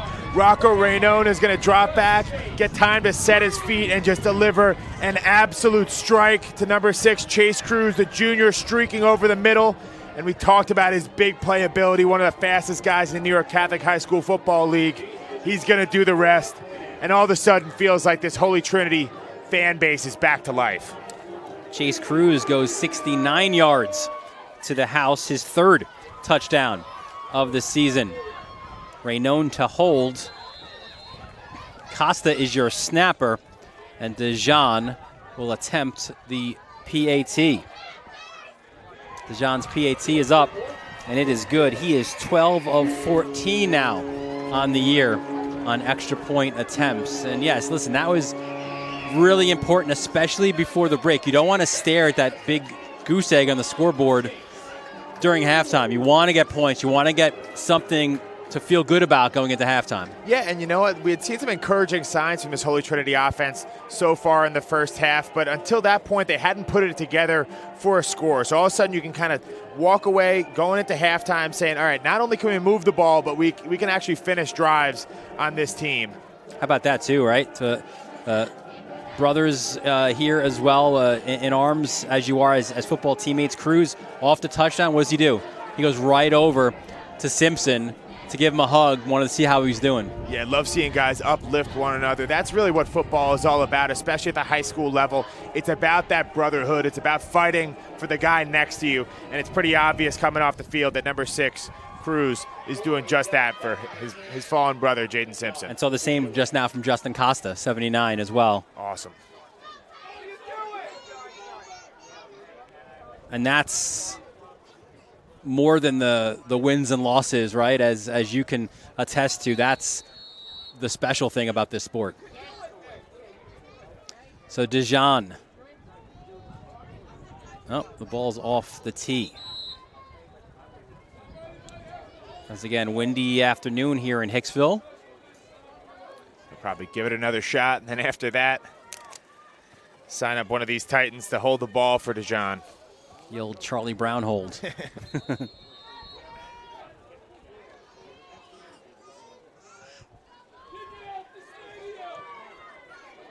Dejan bounces it. Fielded, and fumbled. Great recovery off the fumble, though, and an even better return. Yeah, that was Kevin Moore, one of our players to watch going into today. And you see him on the defensive side of the ball, but when he gets the ball in his hands, he can make some magic. So St. Anthony's, they have been efficient offensively. And they'll get the ball here on their own 36-yard line. 4:16 remaining. They've got 3 timeouts left. The Titans with 1. One thing to remember is St. Anthony's deferred the opening kickoff, so they'll be getting the ball at halftime. Flags. And we've got too many men on the field.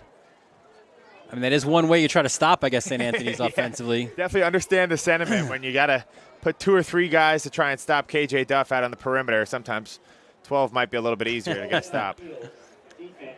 So that'll push the Friars up 5 yards. Joe Minucci, and speaking about Holy Trinity, said, listen, they've got skill on the offensive side. That's definitely their strength. Reeder can run the ball and do some things with it when the ball is in his hands. Handoff up the middle. And that's what you do, right? You have a 1st and short, or 1st and 5 at least, right? And Alfaro gets out to midfield to move the chains. Yeah, it's just impressive to see number 21, Christian Alfaro, running behind his pads here. He's got the wiggle to get through a tight gap and then the power to finish strong. Alfaro again. Got a pancake block there that he ran past. Yeah, it looked like Dempsey Burke and There's no belly, was it? Yeah.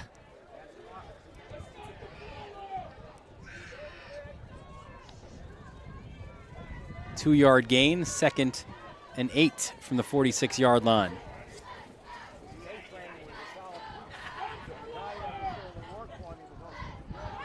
Alfaro pulled down from behind. Hopeton James, his 3rd TFL of the season.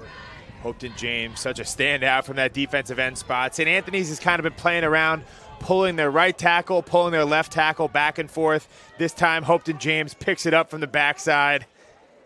And just no shot there for Christian Alfaro. 6'1", 235 was the defensive MVP of last year's AA1 championship game. 3rd and 10. Merrill Alfaro in and out of his hands. So just what Holy Trinity wanted. I mean, they would have preferred to have St. Anthony's further back on the field, but they will look to punt the football here. And this is a team that you don't always see running out onto the field for St. Anthony's. Feels like they don't punt all too often, but it looks like it's going to be Luke Asheim. Asheim, yeah. Asheim, another one of the lacrosse players during the football season. End over end. Enoch Thomas was deep. And that's what you do. You want to flip the field if you're St. Anthony's and force Holy Trinity into a long field. Yeah, sparing opportunities for Asheim throughout the year so far, but makes the most of it, pinning them down at the 10-yard line. Well, the original punter was Alex Mengi. So when Mengi goes out, not only do you lose him offensively, where Meme has stepped in, but now you need a backup punter as well, and that's Asheim has assumed that role. Got to be scary for defensive coordinators thinking about how tough to defend this St. Anthony's offense would be if they still had Alex Mengi out there in that tight end spot. Already a ton of guys to account for it. So last time the Holy Trinity offense was on the field, it was a 69-yard touchdown from Raynone to Cruz. They would love to have something similar here and cut their deficit in half. That was Enoch Thomas in motion. They go the other way to Kareem Gray. And he is tackled at about the 11. Like Cook, right, was part of that? Looked like it was Ott flying up with the tackle for St. Anthony's, their senior safety who gets involved all day long. Yeah, we'll, in the second half, we'll get to know Mr. Ott. I know his dad well. You spoke about St. Francis Prep before, was in my graduating class. Dad Brian, baseball player, basketball as well. He's a battalion chief. Battalion 39 in East New York with the FDNY. Timeout, St. Anthony's. In fact, you know what? Why wait, right? Let's get to meet Brendan Ott. His older brother, Ryan, he's a long stick midi at Misericordia. And there he is. Favorite mom's cooking. Listen, Tracy has that great braised short ribs, baby. Love the quote, too. Keep your friends close, but keep your enemies closer. Godfather 2. Great quote for a DB. 100%. Listen, that's a great. I'd like to go to the Ott household in Comac for that dinner with Michael Jordan, Kanye West, and Adam Sandler. And, Brandon, quick shout out for the mullet. Little Kenny Powers vibes out there. Love it. Business in the front, party in the back. Got to know how to do both if you want to be successful in this life, son. So that's great. Mom Tracy not only makes those great braised short ribs, but also played volleyball and softball at Queens College. So Ryan played football and lacrosse as well at Comac.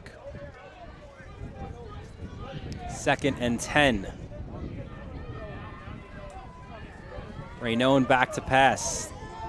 Forced out, cuts it outside, chased down, and had to do a little bit of a dance along that sideline to get anything. I think Urso is the one who forced him out. Again there, Matthew Sannon is definitely a guy who's going to be more in the rotation once Preston Carey gets back than he was beforehand. He's been flying around and doesn't quite bring down Rocco Raynone, but forces some pressure. All of a sudden, kind of a big 3rd down for Holy Trinity, kind of a tricky one to play here because you certainly don't want to punt the ball back to the St. Anthony's offense. There's still plenty of time for either offense to move down the field. 3rd and 2 inside this final 2 minutes. Handoff up the middle, the push, and there is the first down. Reeder gets it. Yeah, right there, just going to run behind Costa and Benjamin on the right side of their offensive line. 2 trusted guys out there. Picks up a huge first down, as now they'll be able to command the clock for the rest of the half.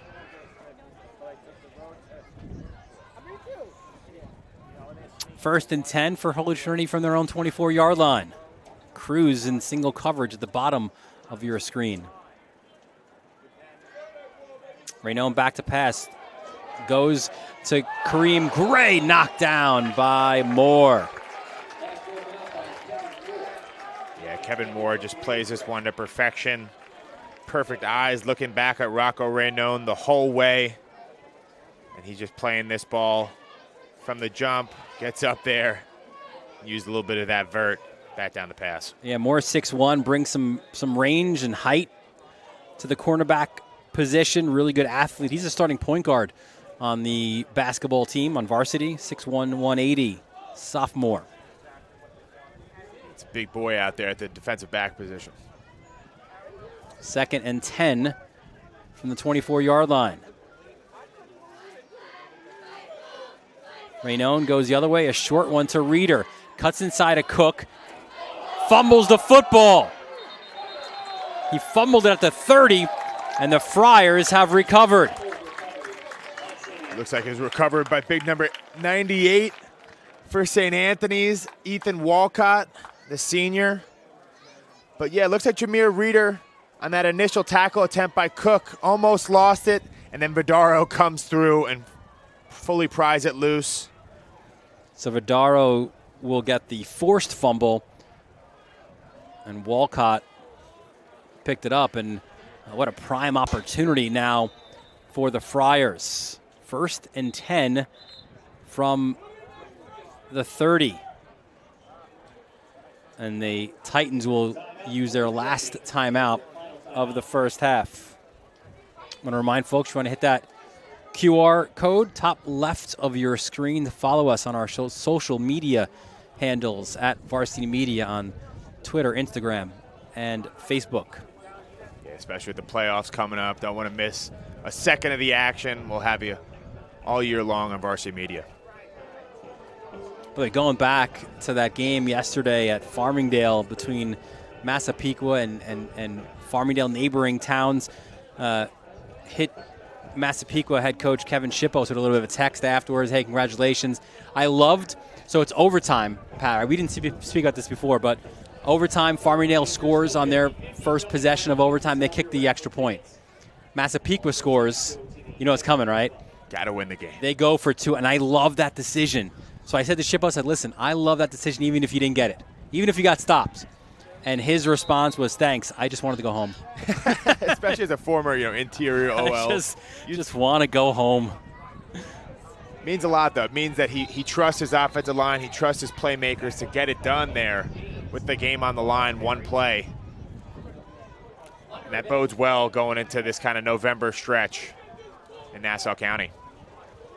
Alfaro, no gain. Alfaro comes this way now. Duff was the blocker. He fell down in the play, and a flag was thrown. I think you might have to credit KJ Duff with the tackle here. Looked like might have tripped up Christian Alfaro on the edge. Yeah, this will back up the Friars. Dylan, the clock definitely a consideration at this point. Only about 35 seconds left in the half.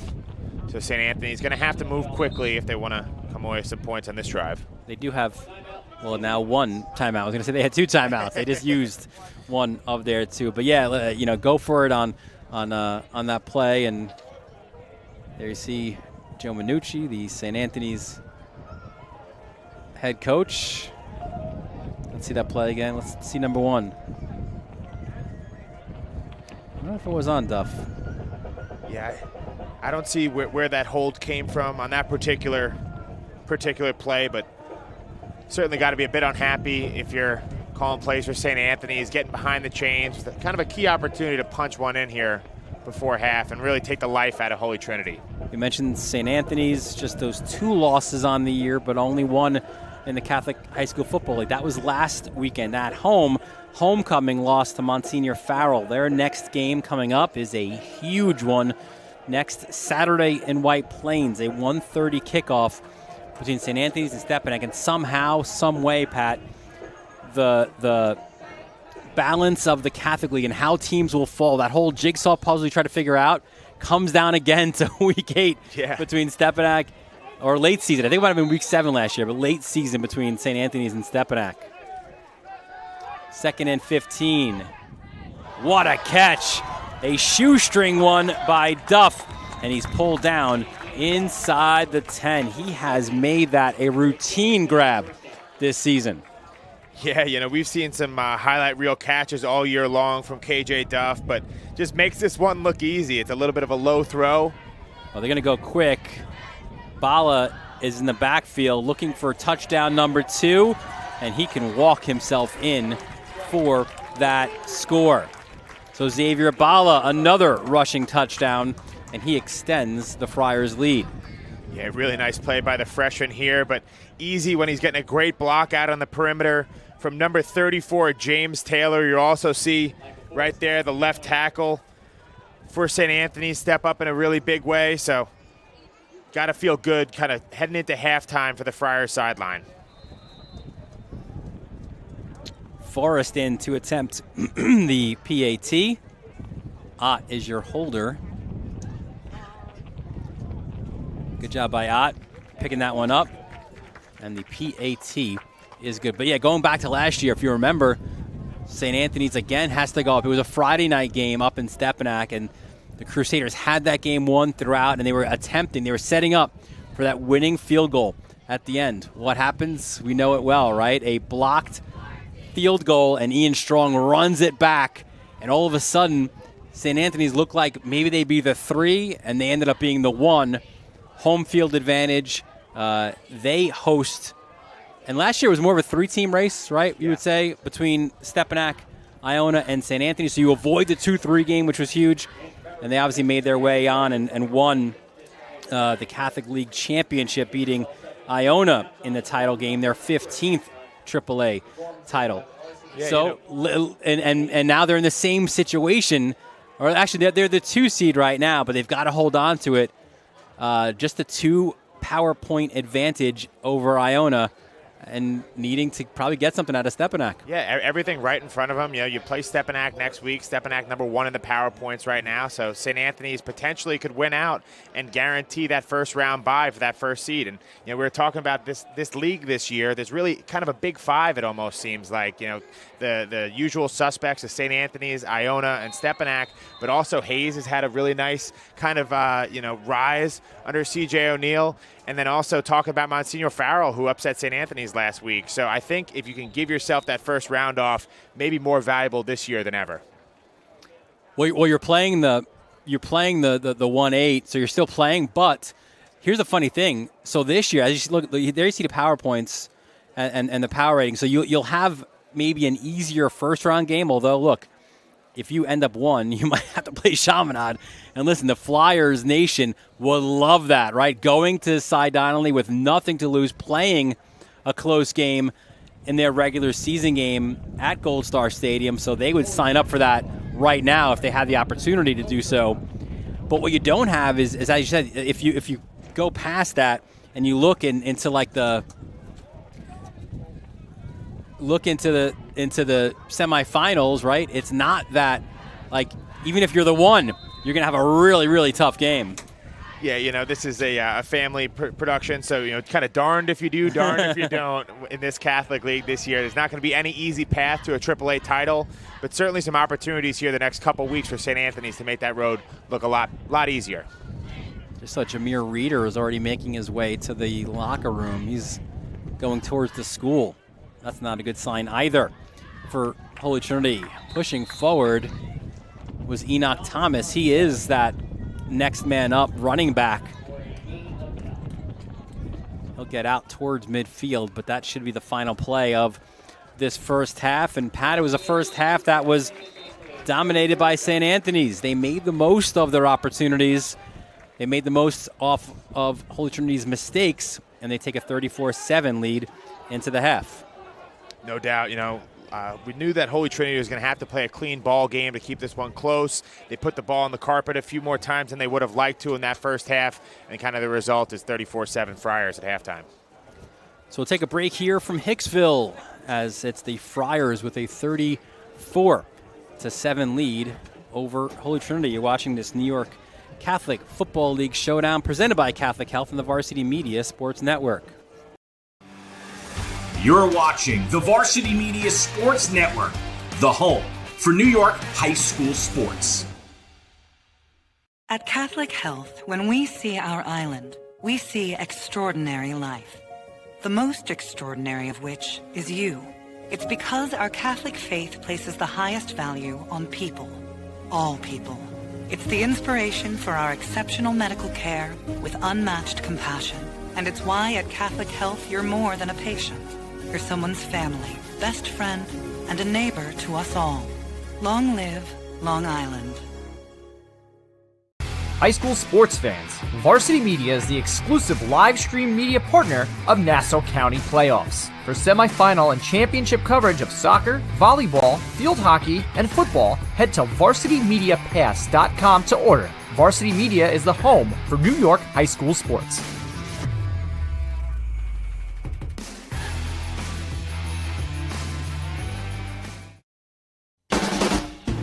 Salisbury Tavern is the #1 sports bar in Westbury. From the moment you walk in, you feel like you're in sports heaven. This is where you want to watch the big game or catch up with the family. If you have a hankering for American food with an Italian twist, this is the place for you. And for a fully stacked menu with Italian bravado, I for sure couldn't wait to dig in. The first dish was a house-fried rice, perfectly seasoned, not too heavy, and a great appetizer, coming with your choice of chicken, steak, or shrimp. Then, of course, you have the Thai chili wings. You can have 20 of these beauties before you even blink. Not too hot and pretty sweet. Another great app, the Bang Bang Shrimp Tacos, nicely shredded with a little spicy kick. These are some of the best shrimp tacos out there. Living up to the name, Bang Bang. The good fella will make you want to get on your soapbox with chicken cutlet, cheese, and a balsamic glaze. It's not drowned in balsamic glaze, but the bread. The bread is the difference maker when it comes to sandwiches. It's a soft bun. It's not going to break your teeth. It's not going to scratch the top of your mouth. It's fantastic. I could eat this all day. How about a vodka chicken parm? Talk about portion size and the perfect amount of penne to boot. Vodka sauce heaven. Oh man, this is next level. Are you a steak lover? Well, check out the signature dish. The Tavern Marinated Prime Skirt Steak is for you. A flame-grilled, juicy delight. Check out Salisbury Tavern today, perfect for a pregame drink or a postgame snack. Hey Mom and Dad, how about a personalized hype video of your athlete produced by Varsity Media? Cinematic coverage of game action, plus on-camera interviews by our crew set to music will make your son or daughter look like the next superstar. Perfect for social media fame and college recruiting. Don't wait, reach out today. Spots are limited this fall. 516-403-2050 or email ben@varsitymedia.net.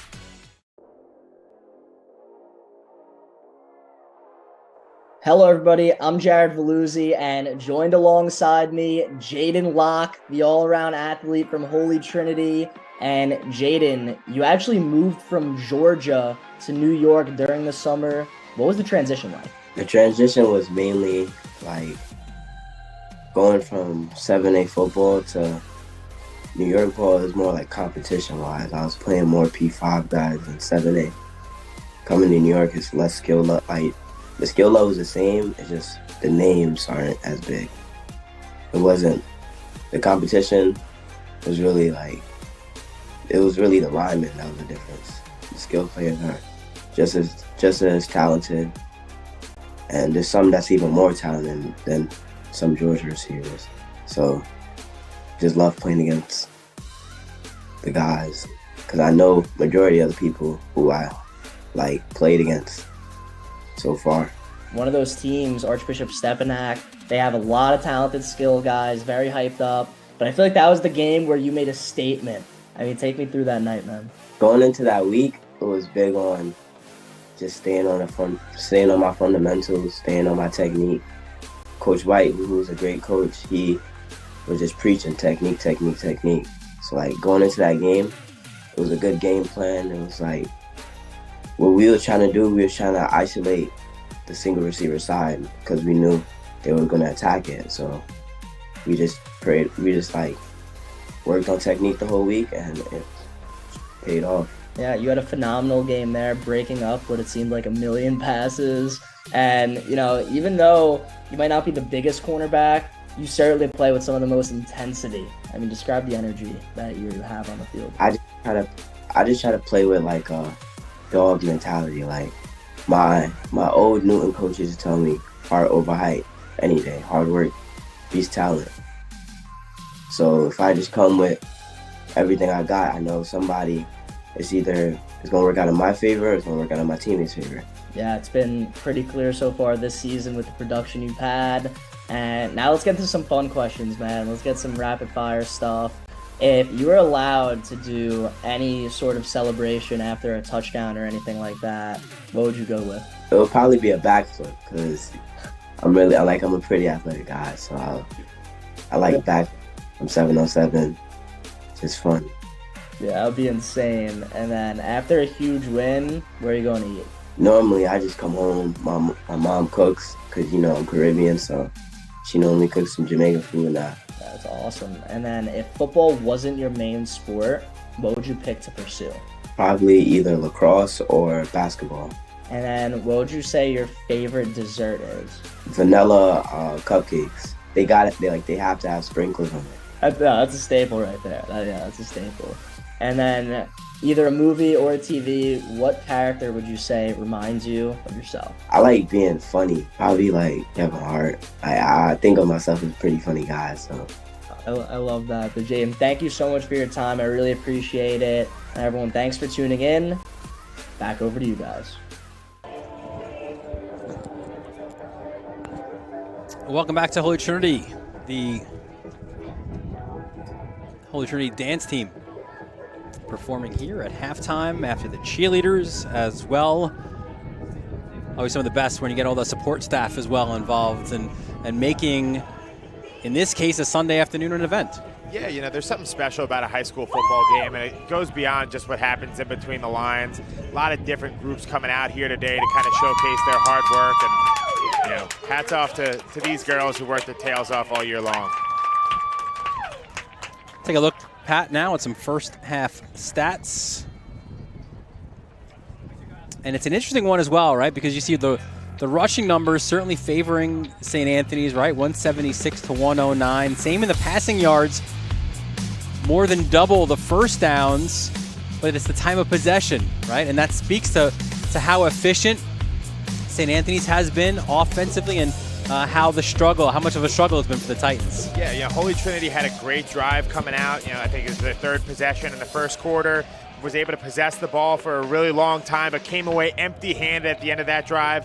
On the flip side, St. Anthony's been really efficient moving the ball downfield and making quick work of this Holy Trinity defense. And the featured guy, of course, for St. Anthony's, Gary Merrill, that dual threat attack. Look at these numbers, 6 of 8 in the air, and those are his total yards. He's got 154 in the air and 104 on the ground. You combine that's 258 yards in the first half alone and 3 touchdowns. Yeah, per usual, Gary Merrill getting it done for this Friar attack. Really what I think has been kind of the key differential this week as opposed to last week is just, you know, eliminating those turnovers. Last week, Gary had a couple sloppy plays that really bit them in the tail. Today, so far managed to avoid those, and St. Anthony's really cruising on the offensive side of the ball.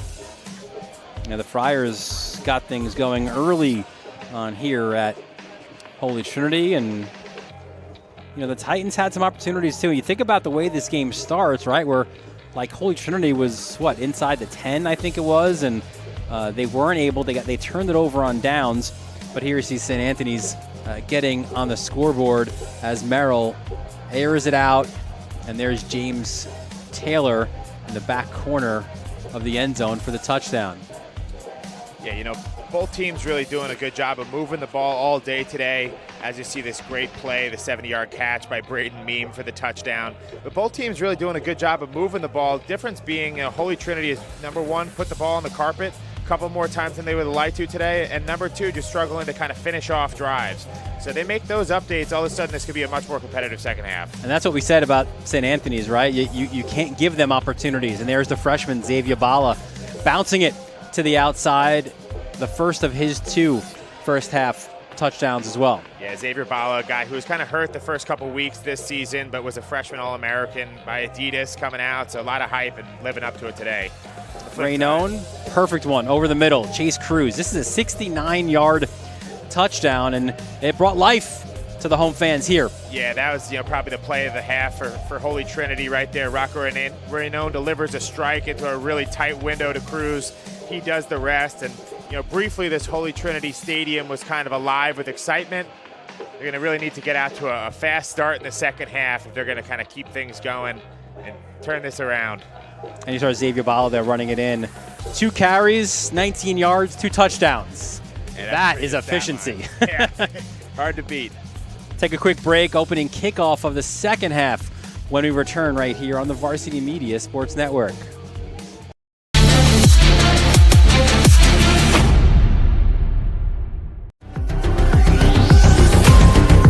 Inside the 10 to the end zone. Oh, he's got a wide open receiver. AJ Duff.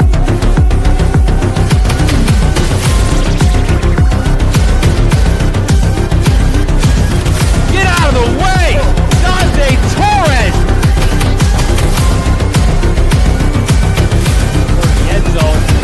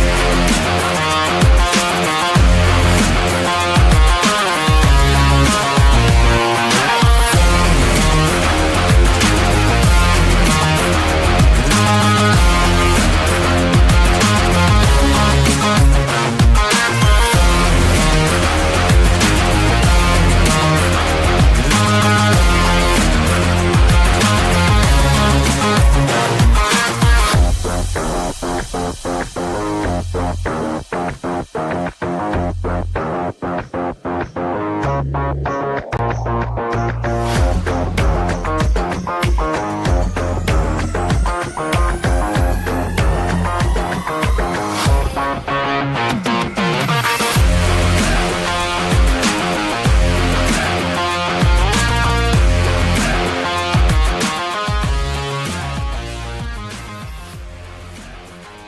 is a returnable kick, and it is Cruz to do so. Cruz cuts it upfield.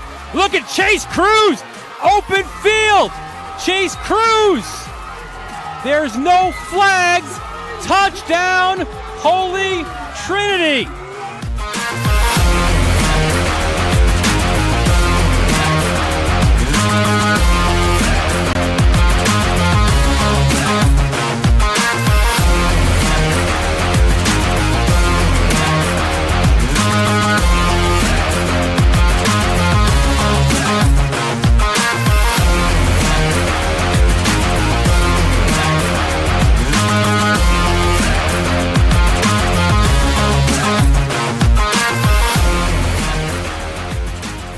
As this fourth quarter develops.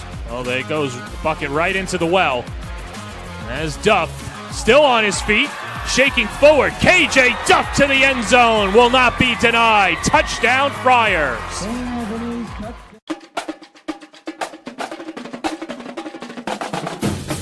A youth flag football college experience like no other. An environment where everything is earned. Register your boys and or girls team for the spring 2024 season today. Locations include Massapequa, St. Anthony's High School, East Meadow, and more to follow. 3rd and 10 Flag Football, powered by YouthFlagFootball.com. Tearing through my heart, need to paint a picture, praying that my faith won't let me down. Cutting through my soul, there's a world wide open. Look up at the stars, trying to find my moment. Push it till I break, or the clock runs out. Welcome back to Holy Trinity in Hicksville. Dylan Butler, Pat Godfrey, the entire Varsity Media crew, second half moments away, and it is all St. Anthony's in this one to this point, 34-7, their lead over Holy Trinity. We want to thank again our sponsors, Catholic Health and Speed Island, as well, for not just their support today, but throughout this football season as well. Yeah, both very appropriate sponsors for us. Of course, Speed Island. We've seen some incredible plays out here already today. And then on the flip side, Catholic Health, Holy Trinity could definitely use to get healthy in a hurry out here today. So really appreciate their support all year long. We talked about the schedules as the Titans are making their way back out to the fields. Great complex here in Hicksville. First, let's take a look at the Titans' schedule this year back in the AAA. And what you notice in the AAA is there are no easy games, right? There's none of those, maybe an easier on your schedule. You can say, well, listen, these three are going to be really hard. We have a little bit of a break here for these two. No, not in the AAA. And you can see here as well, they opened the season a really good win on the road at LaSalle. And they beat Xavier, so they're 2-0. Then they had their battle of the bridge game against the Immaculata here, a 32-2 loss, followed by a 20-point loss. But that was one of those losses that was actually closer than the final score indicated. Then a big win at Fordham, 21-0, a 34-0 loss to Hayes, where again, that was a couple score difference. And then Hayes gets a deep threat, kind of a Hail Mary opportunity end of the first half. And then that tough one last week, we had the game for you on the Varsity Media Sports Network, that nasty, raw Saturday afternoon. And St. John the Baptist came to town, ruining homecoming, winning that one 10-9, as there's a look at Rocco Raynone getting ready for the start of this second half. Yeah, facing a schedule like that, there's not really a breather out there. And, that's kind of part of what Holy Trinity is signing up for coming up to the AAA division. Just so much depth, so many strong teams across this league. And, they've definitely had their highs, had their lows so far this year.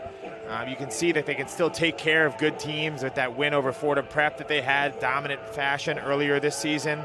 And, not a lot going right for them right now, but an opportunity to kind of correct things as they enter the second half. Some individual stats for you. Raynone in that first half was 5 of 10 for 99 yards and a touchdown. Also scampered for 42 yards on 5 carries. Jameer Reeder was the leading rusher for the Titans, 11 carries for 48 yards, but we did see him leave to go to halftime early.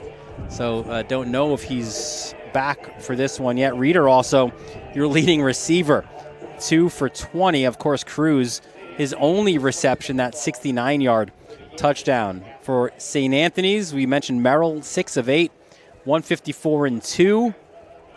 Christian Alfaro is the second leading rusher behind Merrill's 8 carries for 104 yards. Alfaro, 14 carries for 53 yards. Xavier Bala, those 2 touchdown runs, there's only 2 receptions. KJ Duff, 2 receptions for 55 yards. James Taylor, 2 for 13 and a touchdown. Braden Meem with that 77-yard touchdown reception as well. Defensively for St. Anthony's, it was Cook leading the way with 4 tackles. He and Urso both 4 tackles apiece in that first half. 2 of Urso's 4 tackles were TFLs. Cook also with a fumble recovery and a pass breakup to lead the defensive charge. Your boy Matthew Sannon, 3 tackles as well in that first half. Defensively for Holy Trinity, it has been Hopeton James, 5 tackles in the first half, 1 for a loss. And then it's a host of other Titans as well.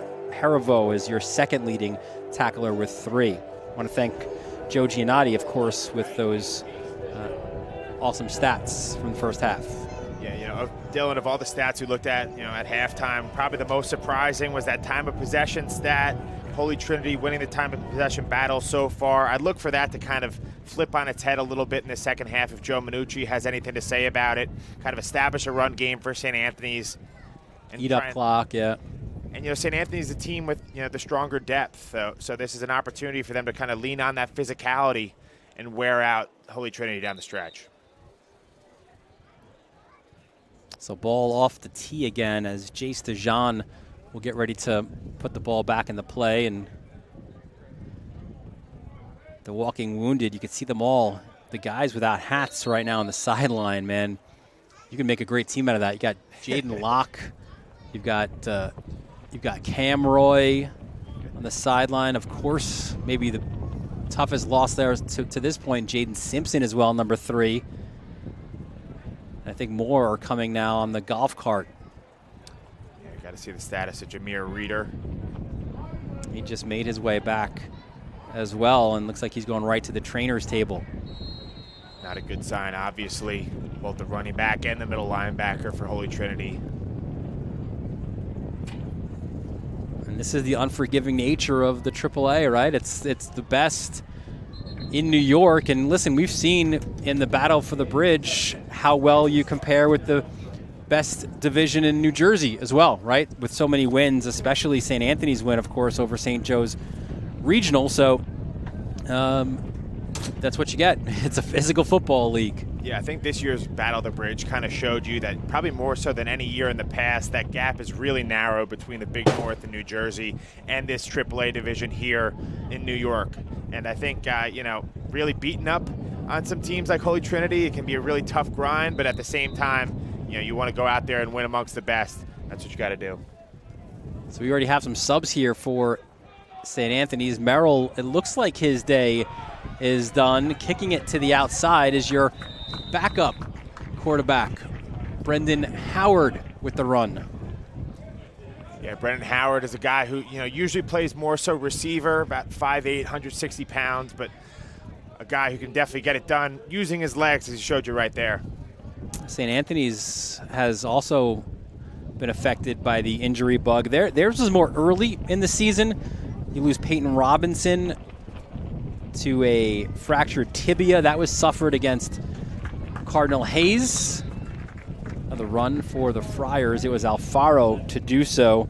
And then you lose Alex Mengi to a knee injury as well. That's a Stony Brook commit. So those were key injuries. And even today, I don't believe Minucci was close to the vest, even with us.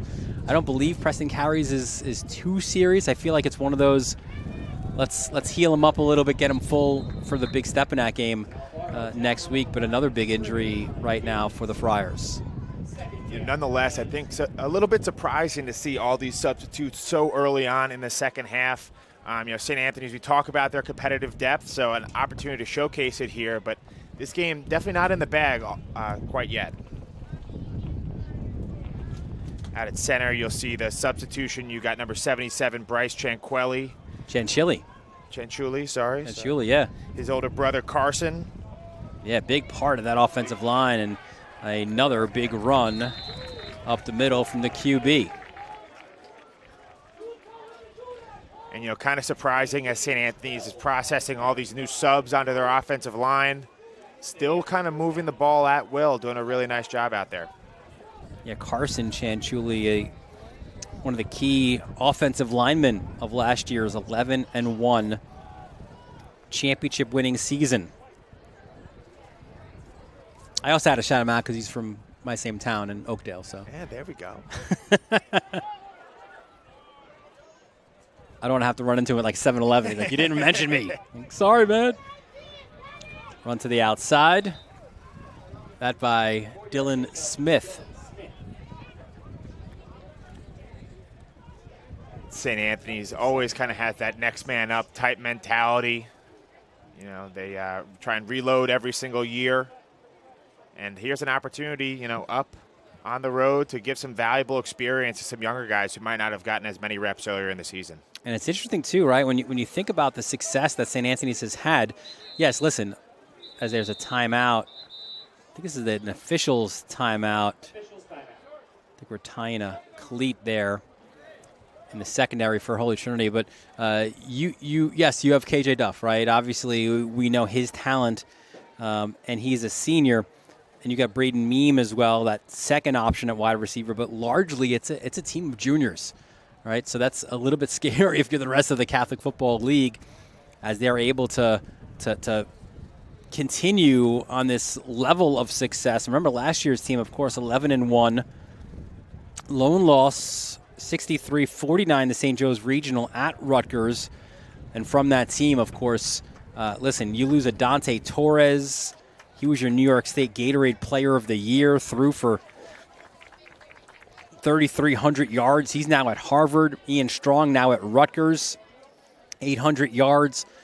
Receiving, 10 touchdowns, 80 tackles. You had that great combination of Frank Ruda and Darius Morant. Running the football, 1,700 combined yards. Jojo DiChiaro, 101 tackles. I mean, that's a lot of seniors that you lose, as good tackle forcing Howard backwards. Yeah, Ayala with the sack.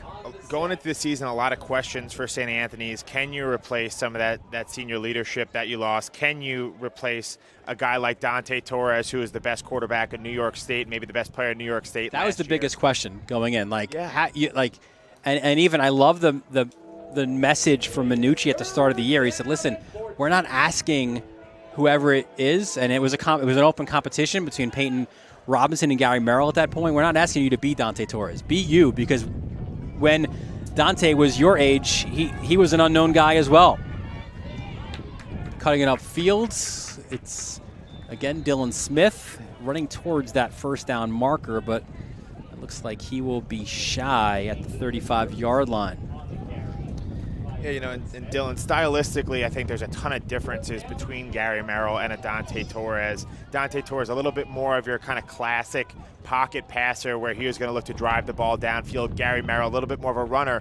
But both guys, kind of in their own unique way have, really changed the game for St. Anthony's. And Gary Merrill just next in that long line of great St. Anthony's passers. There's a first down run and more. Nice looking stuff from Brendan Howard. And the competition at quarterback this year, Minucci didn't decide it. It was an injury to Peyton Robinson, which led him to that. Really, I mean, it wasn't even a decision. It was Gary Merrill, you're the guy. And we've all seen through some big games. St. Joe's Regional, Cardinal Hayes. Well, Hayes first, St. Joe's Regional, and then Iona Prep as well. The biggest games of the year. How much of an impact Gary Merrill has on the football field. And I think kind of the one thing we were waiting on from Gary Merrill was, how do you respond from adversity? And last week was a tough week. You lose your homecoming versus Monsignor Farrell, and I think a lot of the Catholic League was asking, who is St. Anthony's going to be the rest of the way? I think kind of a resounding statement here today in the first half that he played of just what their ambitions are within this Catholic League. Helpton James is slow to come up. And really the last thing you want to see in a situation like this where the game isn't all too close is a great player like Helpton James go out. Already so many injuries on the Holy Trinity sideline. Well, we have the opportunity, Pat. Let's meet one of their younger, talented players for Holy Trinity. How about we meet Trevor Benjamin? Now, you see his game day playlist. That's been a favorite among a lot of the players of this point. Gotta love it. He is a snow rain guy. Give him the bad weather. He loves it. And he was telling me after this too, wished he did have a snow game. And I said, listen, keep winning ball games. Play. You can go up to Buffalo. There's a snow game there that St. Anthony's won, right? And Halloween candy, I respect it, Mr. Benjamin. He's a Twix guy. What we got to find out, though, is he a right Twix guy or a left Twix guy? Judging by the side of the offensive line that he plays, maybe right Twix. But don't want to jump to conclusions. And we've run the gamut with that question among the various athletes. There he is, 52. We had a Skittles yesterday from Jason Kovalewski of Massapequa. We had a Reese's Peanut Butter Cups from Danny Canales of Farmingdale. No surprise. I think it's hard to argue against Reese's. No, 100%. Absolutely. But no surprise that there's a difference there between Massapequa and Farmingdale, right? Like, they can't agree on anything, these two guys. Even if they both love Twix, I'm sure that's a big, left Twix, right Twix debate. Somehow, we've had some Starburst, which I don't understand. Yeah, I don't know. I don't put that up there in your upper echelon of candies. To me, that's more so, your AA2 of candy. Not on Halloween, right? You're walking around, you're trying to pick it out of your teeth. I'm with you on that one. So off of the injury timeout, it's a 2nd and 8 from the 15-yard line for the Friars. Hand off to Smith, tried to turn it back inside, met by a host of Titans tacklers. Enoch Thomas in there on the stop. Just still fighting, This Holy Trinity team has been through a ton of adversity, a lot of injuries, but one thing you got to say about them is they know how to fight. Thomas, undersized at free safety, but he played some linebacker as well. Played that bandit role last couple weeks. Came in as an experienced football player, youth football-wise, really cerebral kid as well. Very talented football player. He's a junior. 3rd and 8 for the Friars. This time Howard airs it out. Dumps it low, and that's a completed pass at the 8-yard line. It looks like Anthony Kenner, the junior, getting involved. Second catch of the game right there. 4th and tight, 4th and 3 scenario for St. Anthony's. Expect to leave the offense out on the field.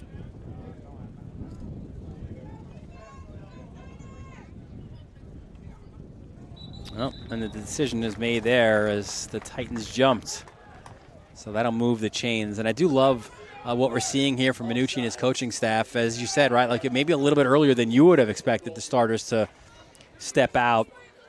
But it is that respect in the Catholic Football League where you're not trying to run up the score on anybody. Yeah, and I think that decision's also a little bit easier for Coach Minucci when you have a guy like Bryce Chanchuli who can come in there, number 77 as a sophomore, and play the way that he has on this drive. Oftentimes when you got the twos in, you don't want to run a hard count because oftentimes those are the guys who are jumping off. But that mental discipline paying dividends. High snap. Pushing forward, looking to get towards the end zone. Looks like the ball was downed, but it was, I think a knee was already down as Howard was trying to get himself into the end zone. One thing I love is, Brendan Howard. He's a senior, doesn't get all that much playing time, but when his number's called, he's stepping up in a big way, showing good mastery of the offense, protecting the ball. And hey, he can run the ball a little bit too. Watch out for number 5.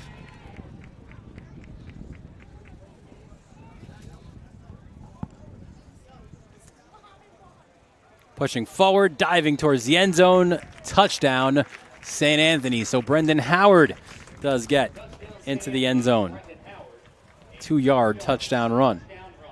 And they run it right behind the sophomore again, Chanchuli. At center, you'll see big number 77 kind of with a turnout block on Benjamin.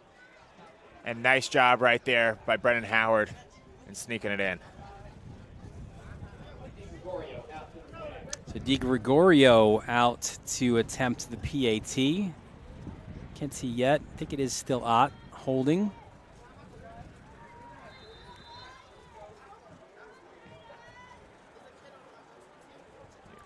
Dylan going into this half, I expected to see St. Anthony's kind of establish a run a little bit more, try and dominate that time of possession. Well, how do you like that opening drive? Almost 8 minutes. Yeah. Coming out the gate. And it's capped by that 2-yard touchdown run to extend this St. Anthony's lead to 41-7.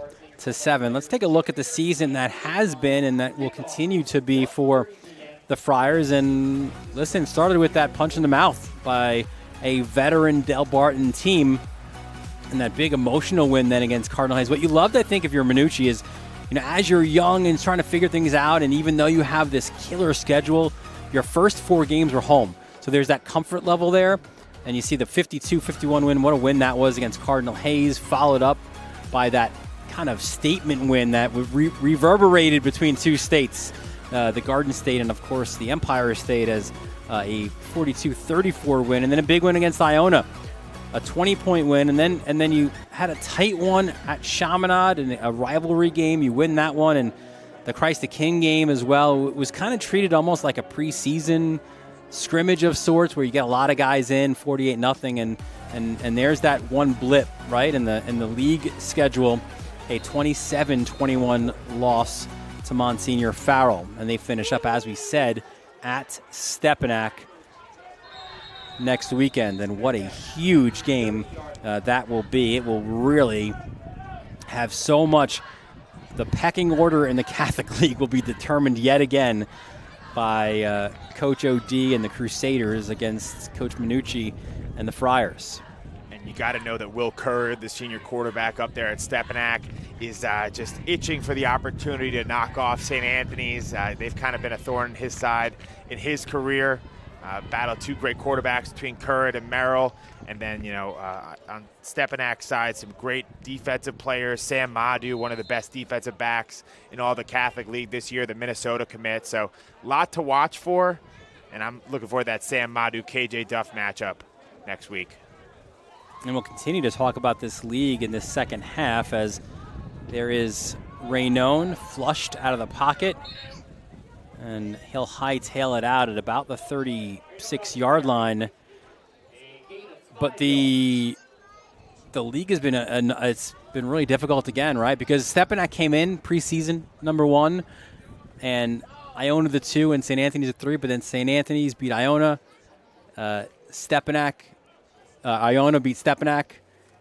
Farrell had tight games against Stepinac and Iona. They lose to St. Anthony's, and this is the league that we're in. Yeah, it's kind of definitely possible that everyone kind of just holds serve at home of that, upper echelon of the league. Hayes beating Stepinac. Hayes beats Stepinac. I mean, no matter where you turn, these top 4 or 5 teams within the AAA division, you really just can't take anything for granted. And we kind of saw that last week. 5-yard gain on first down for Raynone. Flushed out, runs towards the left, checks the rear view.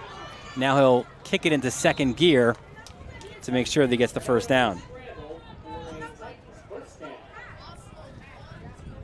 Rocco Raynone just so comfortable back there, kind of scrambling around, making things happen with his legs.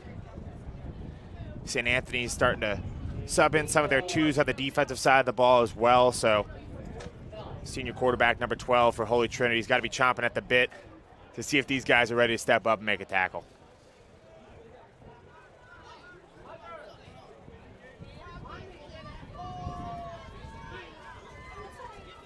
So 1st and 10 from the 45-yard line for the Titans.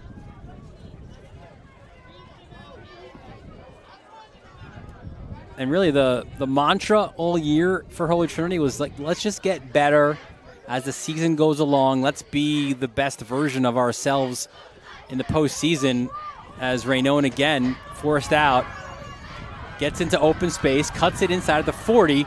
Great run by Rocco Raynone to about the 33. Yeah, Andrew Thompson's going to finally take down Rocco Raynone, but just kind of what I was talking about. He's a guy who has played a lot of football, knows how to scramble well, and especially going up against some youth and inexperience from St. Anthony's, he's going to take advantage of that. Putting those legs to good use in this drive. But back on Holy Trinity, listen, again, back-to-back champions. You had that undefeated season, the first in the program's history, 2 years ago in AA2, and you beat St. John the Baptist in the championship game. And last year you beat Moore Catholic in the AA1, 20-14. That was a 9-1 season. Their only loss was here against Chaminade, 10-7. But you lose some major pieces from that team at the same time as you move up in the ranks to the AAA division. And that's a nice sign there as Jameer Reeder made his way back onto the field. And as he does, now it's Raynone down, appears to be injured. And, just kind of a nightmare scenario for Coach Hardat, seeing Rocco Raynone go down with looks to be potentially an ankle injury. Already having lost JoJo Patrick, all of a sudden going down to your third quarterback. And just not an optimal scenario if you're in the NFL, but certainly not optimal if you're at the high school level. Typically a third quarterback isn't getting too many reps in practice. So we'll go back to that conversation right about last year. And again, 9-1, second consecutive championship for Holy Trinity. But, you lose the likes of Josiah Brown, of course, what a terrific athlete he is. Penn State commit, transferred to Malvern. And also our thoughts go out to Josiah. We hope for a speedy recovery for him. His senior season lost to injury, just had surgery as well on his knee. So we hope that he gets back to his best self, of course. In addition to that, you lose Dylan Brathwaite to graduation. He's now a Rutgers wide receiver. You had Irv Briggs right now at Stony Brook, left tackle. You had Chris Bacon, that terrific end. He's now at Maine. He was a AA1 Defensive Player of the Year. And then Devin Gonzalez as well, the running back. He would have been a big part of this team, transferred to Glen Cove. So it's kind of that, you lose all those guys, and at the same time, hey, we're playing big boy football now. Yeah, I think it'd be tough for any team in the AAA to lose that caliber of talent and hope to reload for the next season. But, especially making the jump from AA1 to the AAA division this year, losing some key seniors, whether it be Brathwaite and others, or losing a guy like Devin Gonzalez, an underclassman you're expecting to have back, losing Josiah Brown in the offseason. A lot of adversity that Holy Trinity's had to deal with. So I think, that makes it impressive the way that this team has been able to kind of hang in there and fight as they now move on to their third quarterback here today. But, yeah, just kind of emblematic of what this program stands for. Just a lot of toughness in Hicksville. And it looks like that is 14, Rodney Hill Jr. If I was him, this is what I would do, yes. Hand it to 27. Reeder back in the game. Reeder breaks some tackles, pulled down inside the 5-yard line. I love this right here because this is just some how bad do you want it type running from Jameer Reeder. As a senior, it'd be easy to kind of mail this one in, but no, he's going to keep fighting to the last second, running through the arm tackles of St. Anthony's, and number 27 is going to need about 4 or 5 Friars to ultimately bring him down right there. Just some inspired running. First and goal from the 4 for Holy Trinity. Final 30 seconds of this third quarter.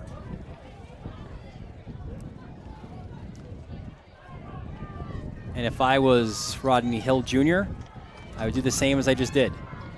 Ooh, miscommunication, and Hill falls on that one. It looked like he was trying to get the handoff to Reeder before he got the ball in his own hands, and that's the way the third quarter will end. So 41-7 is St. Anthony's lead, but the Titans are looking to get in the end zone here to start the fourth quarter. This New York Catholic High School Football League AAA Showdown is presented by Catholic Health right here in the Varsity Media Sports Network.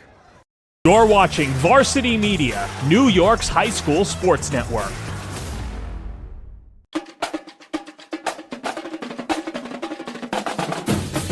A youth flag football college experience like no other. An environment where everything is earned. Register your boys and or girls team for the spring 2024 season today. Locations include Massapequa, St. Anthony's High School, East Meadow, and more to follow. 3rd and 10 flag football powered by youthflagfootball.com. Tearing through my heart, need to paint a picture, praying that my faith won't let me down.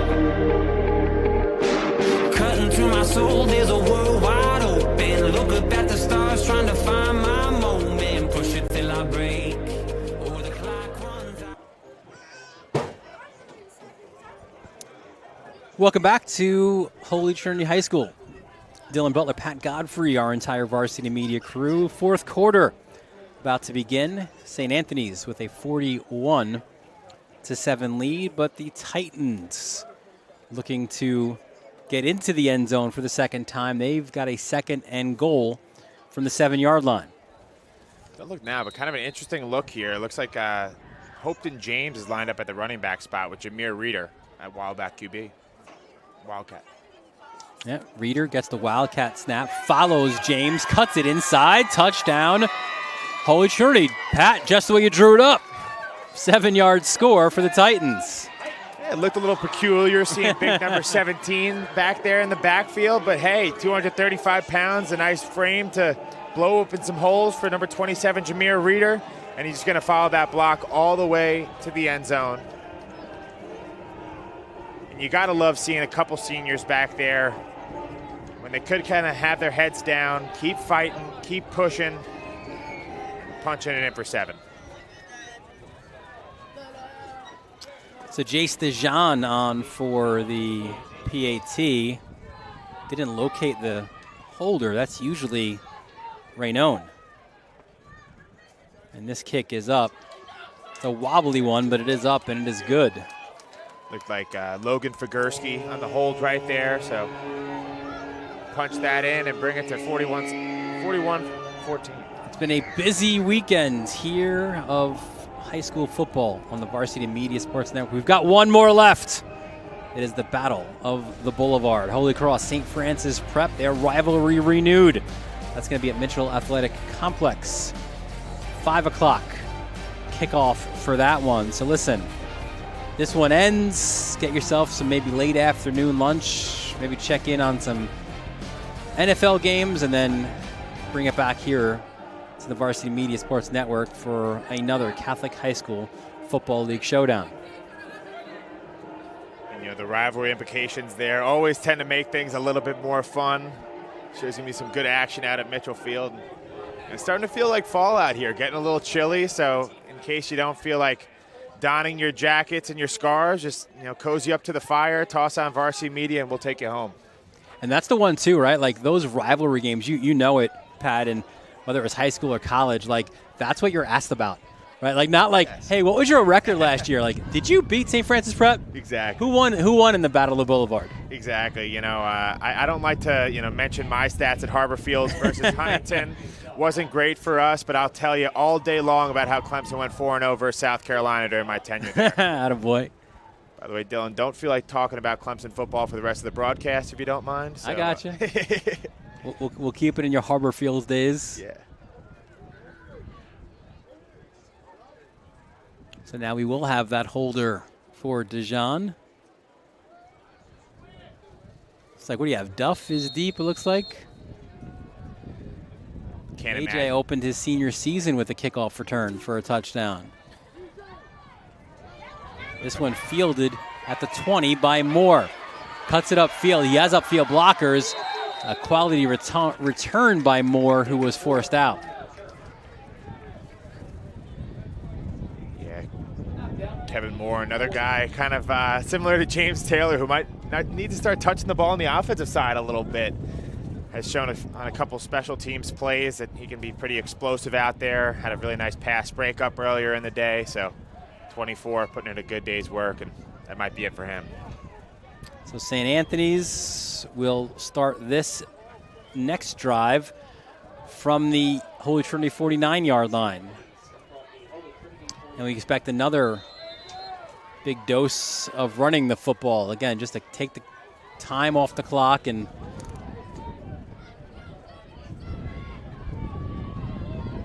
as I say that, we have a pass to the outside, as it was number 10, Donovan Simmons, with the reception. Simmons, another one of those junior receivers for St. Anthony's. Just kind of stepping up here in the second half, getting some valuable experience. 6-yard gain on that reception. You know who's been the hardest working person here today? The trainers for Holy Trinity. Yeah, not an easy job. And once again, it's a part of football, but you hate to see it for those guys working their tails off. A lot of them going both ways for Holy Trinity. I think there's an estimated wait time of about 35 minutes at that trainer's table, the way it's been for the Titans. You hope that they get healthy or healthier for the postseason. Scrambling was Howard. Looks like he got maybe about a yard on that play. And if I'm Joe Minucci, I'm shouting out to the side from the sideline to number 5, Howard. Hey, you better protect that ball at this junction in the game. It looked like it was kind of a loaf of bread there for a second, so it's something to keep an eye on for Holy Trinity. Maybe poke one loose. This has got to be so valuable, not only for the coaches but also for the players, right? This is, you're 2 or deeper on the depth chart, but now's your opportunity, right? Real game experience. You can't replicate this all during the week of practice. And this is the kind of experience that pays dividends as you start to prep for a playoff run. Somebody's going to go down at some point throughout the AAA playoffs for St. Anthony's, and they're going to need to look to their sideline and have somebody ready to step up in a big moment. I know being in there in times like this can give you that confidence when your number's called. Malik, the run up the middle. He will move the chains for the Friars, and that was hammered home early in the season, right? Among the starters, again, you lose Peyton Robinson in the Cardinal Hayes win, and then you lose Alex Mengi a game later, right? So right there, you had to have that next man mentality, but that also opens up opportunities further below on the depth chart. Absolutely. So Howard, fresh set of downs, hands the ball off. It's a carry down the left side. Thomas Valdini with the carry. Host of new Friars in there on the offensive line. Sal Cascio has been doing a really nice job, the senior at right tackle. Also, I'm looking at number 58, Michael Drew, who's also a senior, playing left tackle and has been doing a really nice job here in this second half. Just great seeing some fresh faces out there, guys who work their tails off week in and week out, getting their team ready to play, finally get the chance to get out there and kind of show what they're made of.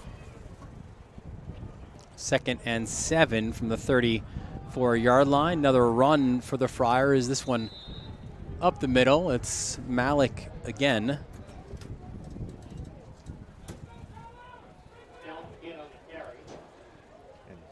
Just nice job by these twos from St. Anthony's coming in, taking care of the football first and foremost at this point in the game, but also having some success on the ground, just kind of moving the ball at will. To continue that point about Holy Trinity with the move up to the AAA, and then obviously you have the coaching change as well, and Chris Hart said, listen, the message for a lot of these guys, these are guys who were used to like lopsided scores and scoring a bunch of points, and even with some of the wins, like they saw the win against Fordham Prep, they said, wow, we didn't win by that much. Chris is like, listen, we're on the road in the AAA. That's a good win. Yeah. Like let's appreciate that, not worry too much about how many points we can score, but also don't worry about the losses, because there haven't been many these last couple of years, right? One loss in the last 2 years for Holy Trinity. So it's again that combination of losing highly influential players, the move up to football, and now injuries as well to your returning guys. So it has been a tough lesson to learn. But if we've learned anything about this Titan team from the start of the season to now, it is they are a resilient group, and they will bounce back. They finished the regular season home here against St. Francis Prep, and then it's the AAA playoffs. Valuable lessons for life for these guys. Sometimes you're going to be on top. Sometimes you're going to all of a sudden fall short. It's really all about how do you keep kind of getting up and keep going. And this is a team that has shown incredible resolve throughout the course of this season. I've got no doubt they're going to be fighting right through the AAA playoffs in November. Showing some incredible resolve to keep that play alive was Howard somehow. Look at this. Howard's having a little bit of fun back there, a little bit of a off-target snap, but that doesn't slow him down. We're going to spin a little bit now. Playing some backyard type kind of football, scrapping it up. And, I can't tell you how many teams out there, whether it's be in the public leagues or in the Catholic League, would love to have a quarterback like Brendan Howard, who stepped up and done a really nice job kind of taking over things in this second half.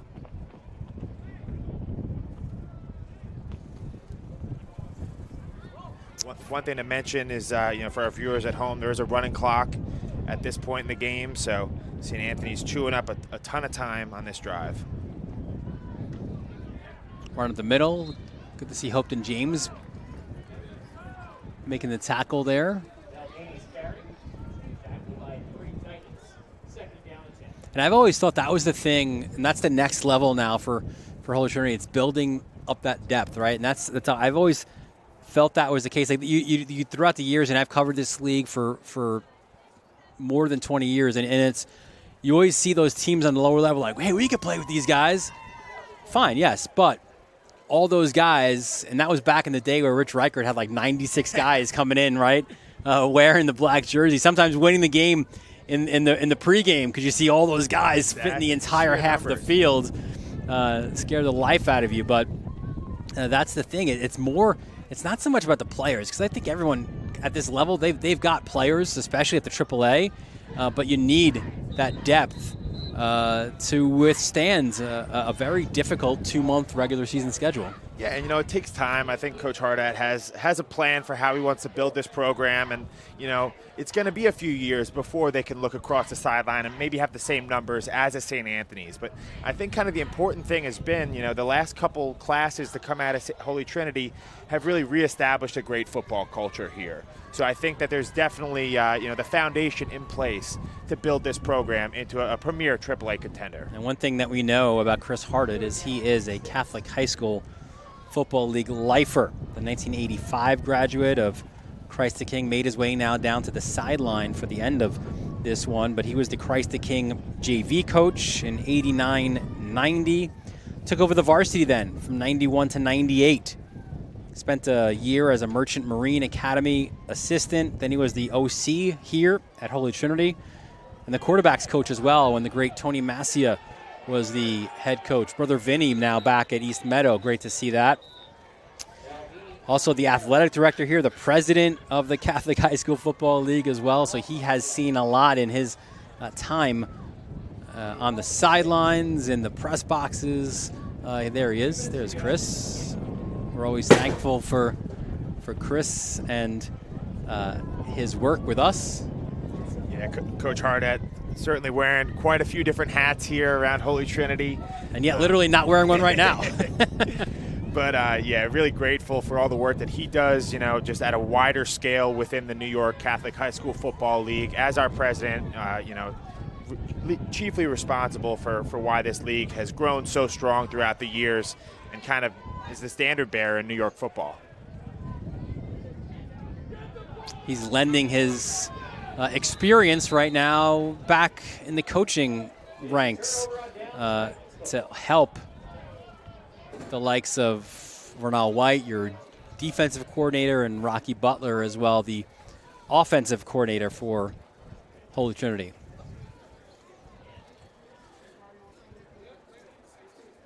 So I think, as we kind of go into the last minute or so of this game, definitely a good feeling for St. Anthony's and the kind of performance they were able to piece together out here today in Hicksville.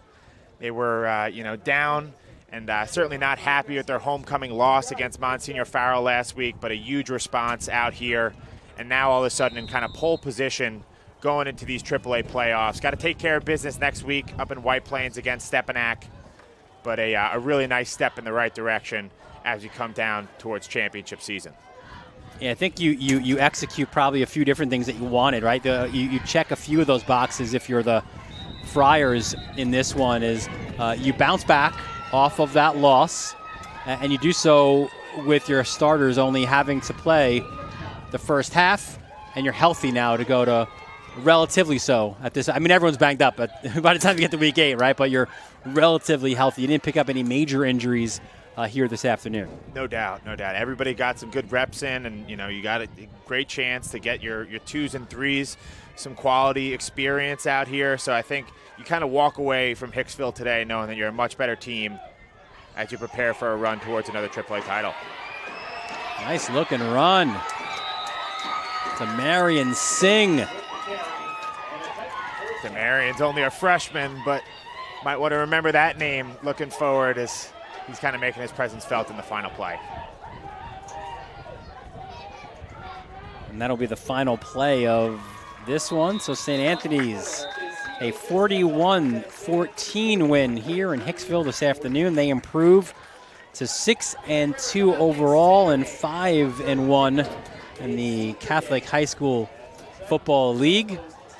And Holy Trinity, their 3rd straight loss. They are now 3-5, 2-3 in the AAA. Final thoughts? I think St. Anthony's is exactly where they want to be after a little bit of a hiccup last week. I think that they are, certainly have a claim at the top team in the Catholic League this year. And then on the flip side, I think, Holy Trinity has a lot of work to go before they're competing at the very top level of the AAA, but nonetheless a gritty team that has a lot that they can build off of. So that'll do it for us here from Hicksville. I want to thank our entire Varsity Media team, our executive producer, Ben Turch. I think he's is he still at MetLife? I don't know. I didn't see the Giants score. He's that leave early guy, so I'm not sure if he's still. Oh, they're winning, so he's hanging out. Okay. As soon as the Giants start to lose, he's out. Which is often. Yes. Chris Sweeney, of course, doing yeoman's work. Technical director. Up top, bring you all the moving images. Travis DeLuise and AJ Nieves, our intern Jared Veluzzi, for my broadcast partner Pat Godfrey, Dylan Butler, thanking you for joining us from Hicksville. We look forward to seeing you next time right here on the Varsity Media Sports Network.